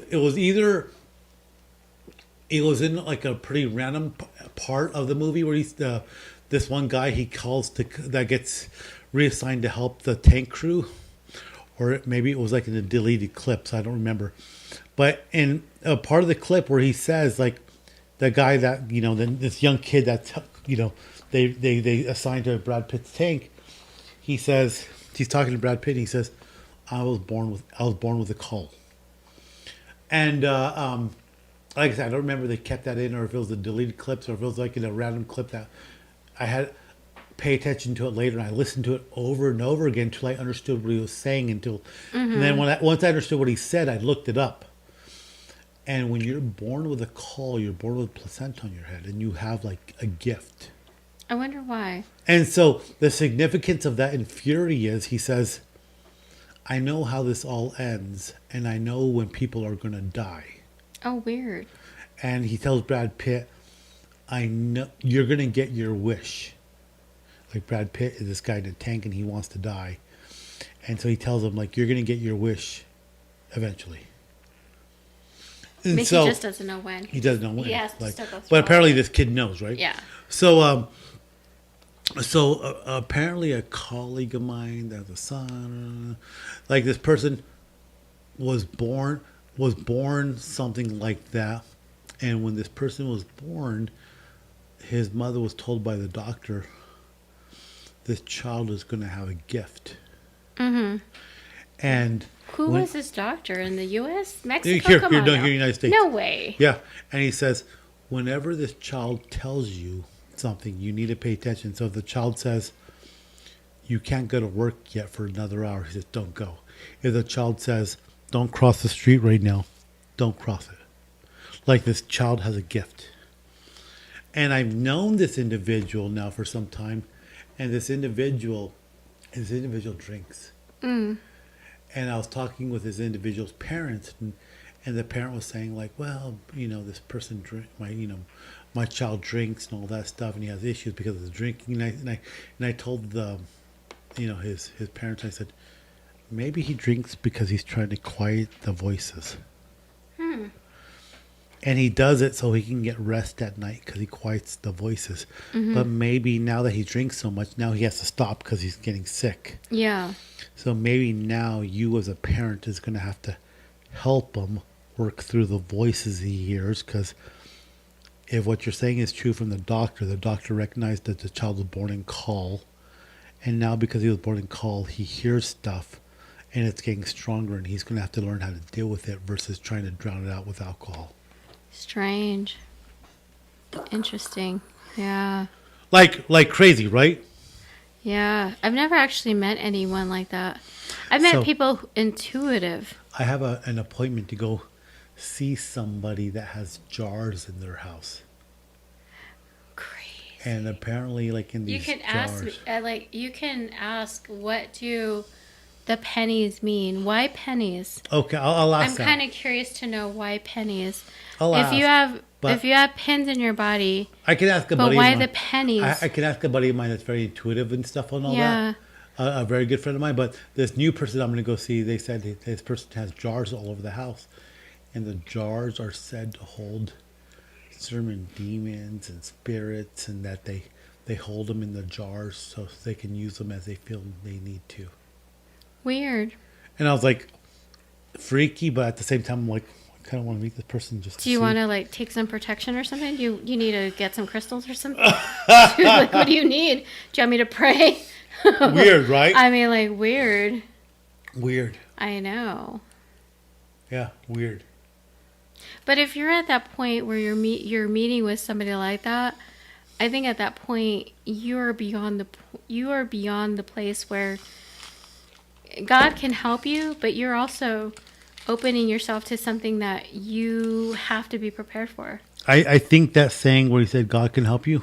Yeah. It's like in my ideology, what I know, like God trumps all.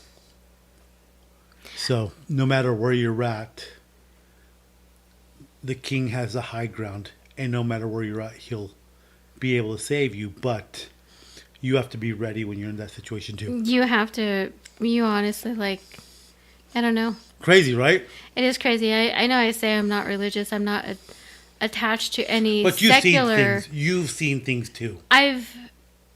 It's not that I don't believe in God. And I can probably go into it later because it might. We can go into it later, yeah. But, like, it's not that. And to go into it might not be. This is probably not the right place for it. Sure. So, but. Not saying I like religion. I like it very much.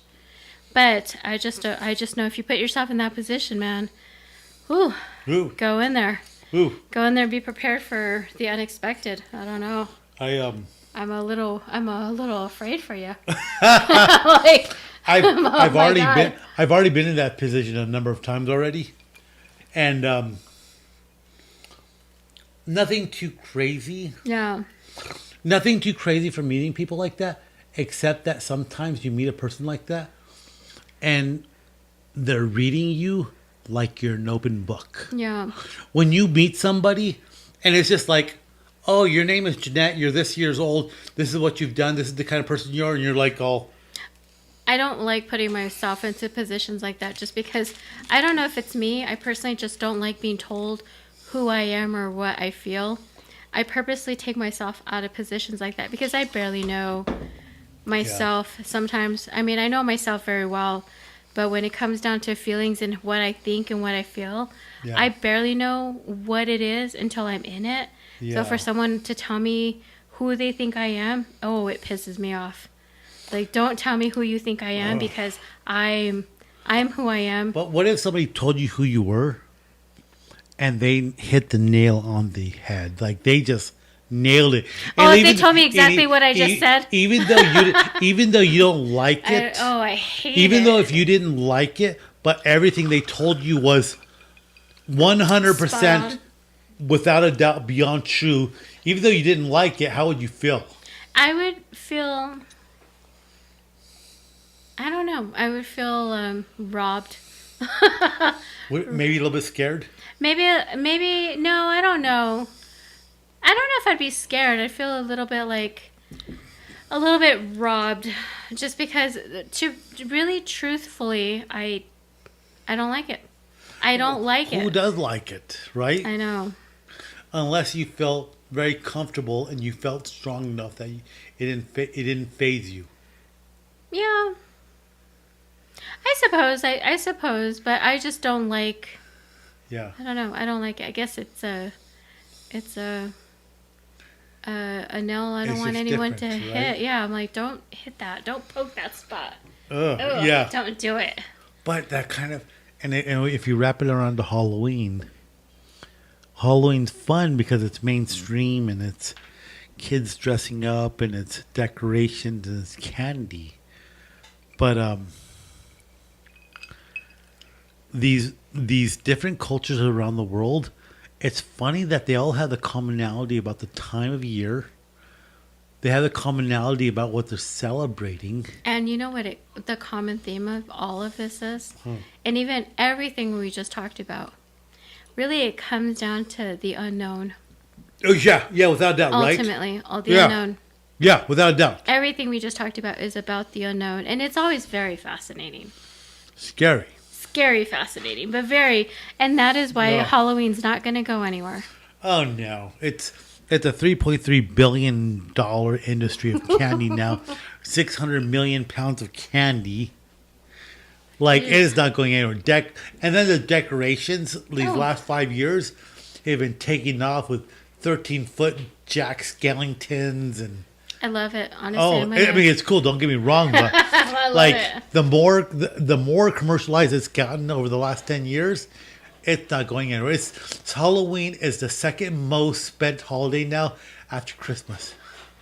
I believe that. It is the second most spent Halloween, and now that you're seeing like big lawn decorations and these 13-foot skeletons and stuff. Oh, leave it to like HGTV and like internet shopping and like man.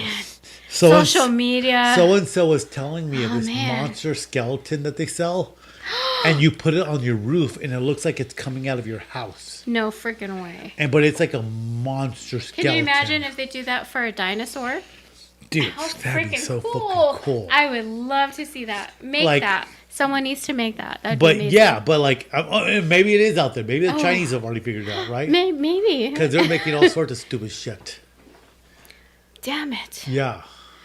Can you imagine that, like, coming out of... making it look like it's coming out of your It's only roof? a matter of time, because, like, even now you have, like, video displays where it looks like your house is bleeding. Like, the ones where, like, it projects, like, ghosts on your wall. And, like, Halloween decorations are getting crazy now. And I remember when I was a kid, it was all about, like, my mom helping us make an outfit.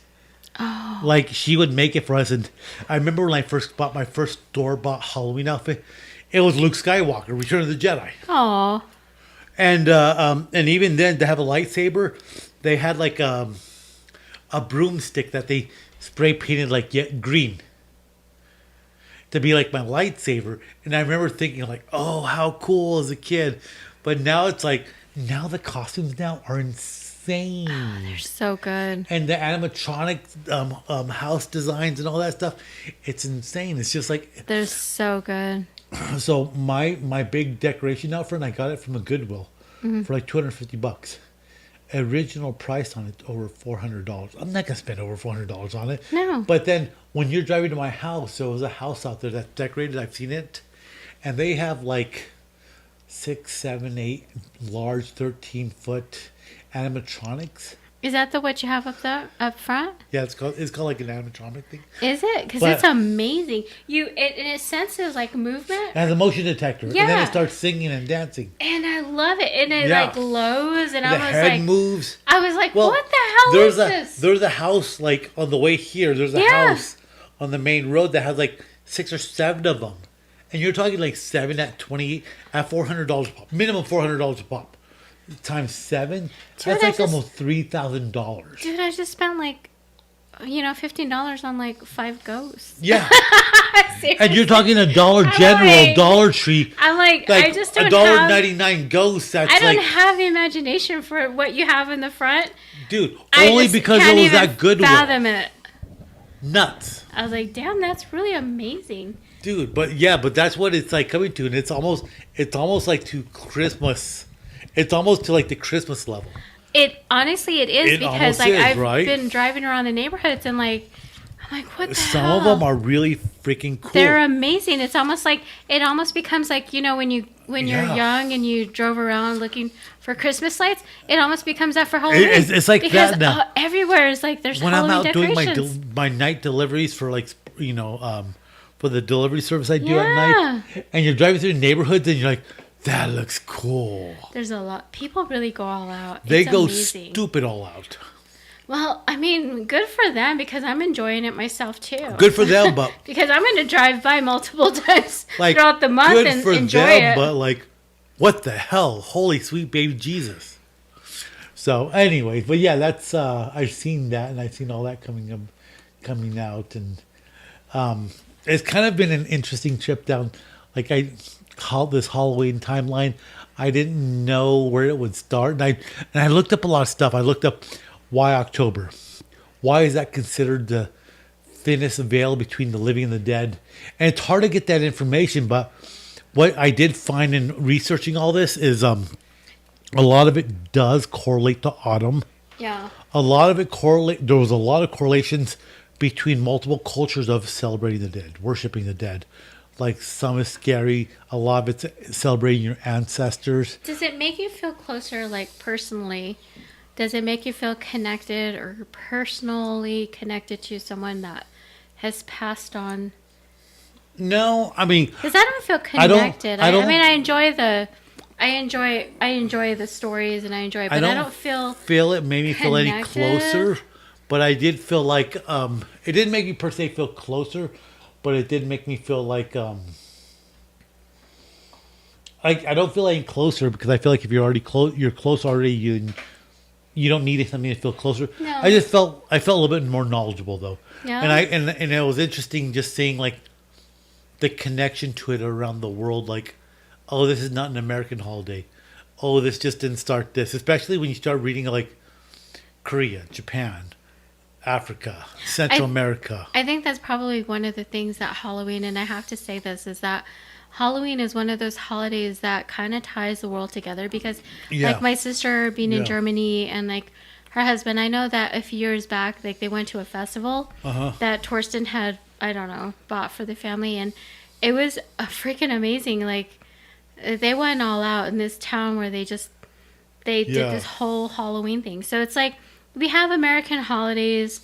Every country has their own holidays based on their own history. Yeah. But like Halloween, and I can't say Thanksgiving, but Halloween and Christmas, like religious holidays, we're all connected somehow. And, Yeah. in one way or another, if you have that sort of religion in that country, which is really kind of cool, Yeah. which I love. This is probably the only time of year where I feel similar that we're celebrating the same holiday to my family in Germany. I was just looking at my messages real fast out of the corner of my eye. Fabuloso, I sent him a message. This week we're going to the cemetery with Tesla because I've heard stories about Tesla Oh, what did he say? detecting things, and he goes, "Okay, thanks. We do this every Halloween. That's right." I was like, "Damn straight we are starting this doing year. this? Starting this year, I think so." Are we doing this? Yeah. Okay, cool.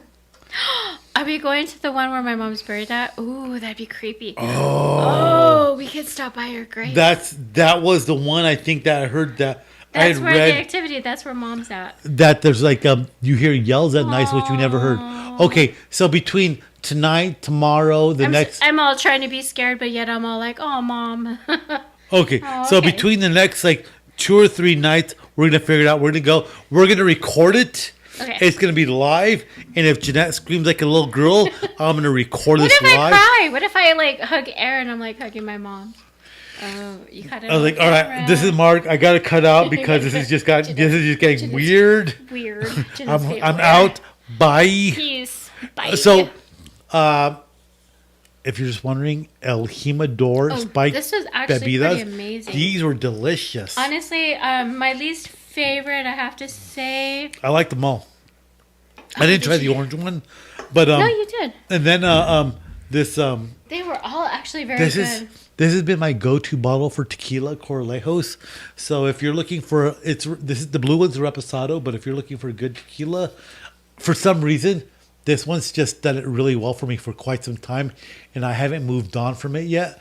And I tried the other night. I tried this Milagro reposado. It was okay, but for some reason I still like this That one's the Coralejos. best. That one's a really good one. So yeah, you know. Well, this one supposedly has fake tequila, and this is made in Tennessee. Well, good. Whoa, for you. Tennessee! I mean, you. This you is made in fooled Tennessee. me. Jimador from Tennessee. This is produced in Memphis, Tennessee. Oh, Jesus Christ! I don't know what to think. When I flew into But this is Newark, really good. when I flew into Newark and we were taking the train to New York City, we drove by like the Budweiser brewery out there. Really? Well, on the train, it just went by there, and a big red brick building. It looked like it was at like the 1800s. You could tell it was like an old building. And you're like, and like the lady was like, "What's that?" I go, "Imagine where your dad works, but this building, the building over there, looks like it's 200 years older." And she was like, "Oh, that's cool." She like for her, she was like, "Oh, that's cool because that's like my dad does that." And I was like, "Yeah, but that one's been there probably forever."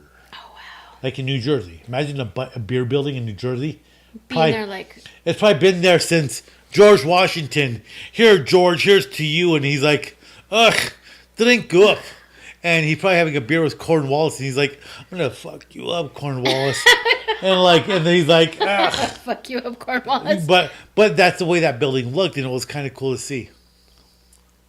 Wow. Jeanette, happy Halloween. Happy Halloween, man. This is We're great. going to go to the cemetery in a day or two. Let's Okay. coordinate it. We have to. That's 2 days from now, so more to come. If anything, just to I see. hope more to come. If anything, if only to see if a Tesla picks up spirits like I've seen other videos. I know. I want to see it with my own eyes.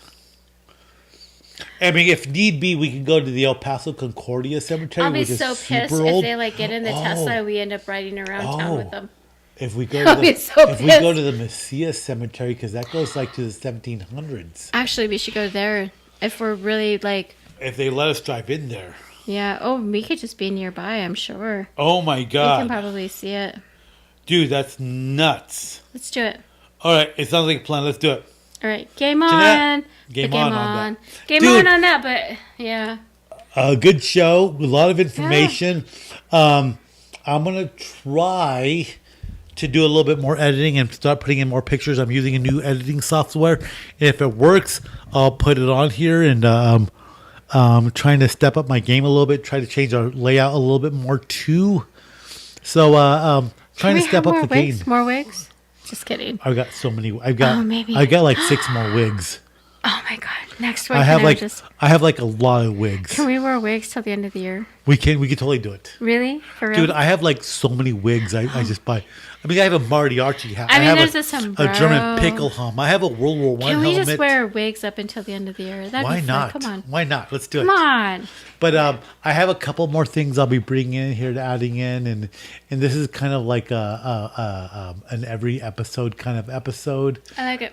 But we're making this happen, and you know, if we could have like 5 viewers by the end of the year, You remember Austin dude. Powers? Hey, you have a good night. I love it. All right. Love it too. Bye. Bye. You know that blonde hair looks very natural on you. It's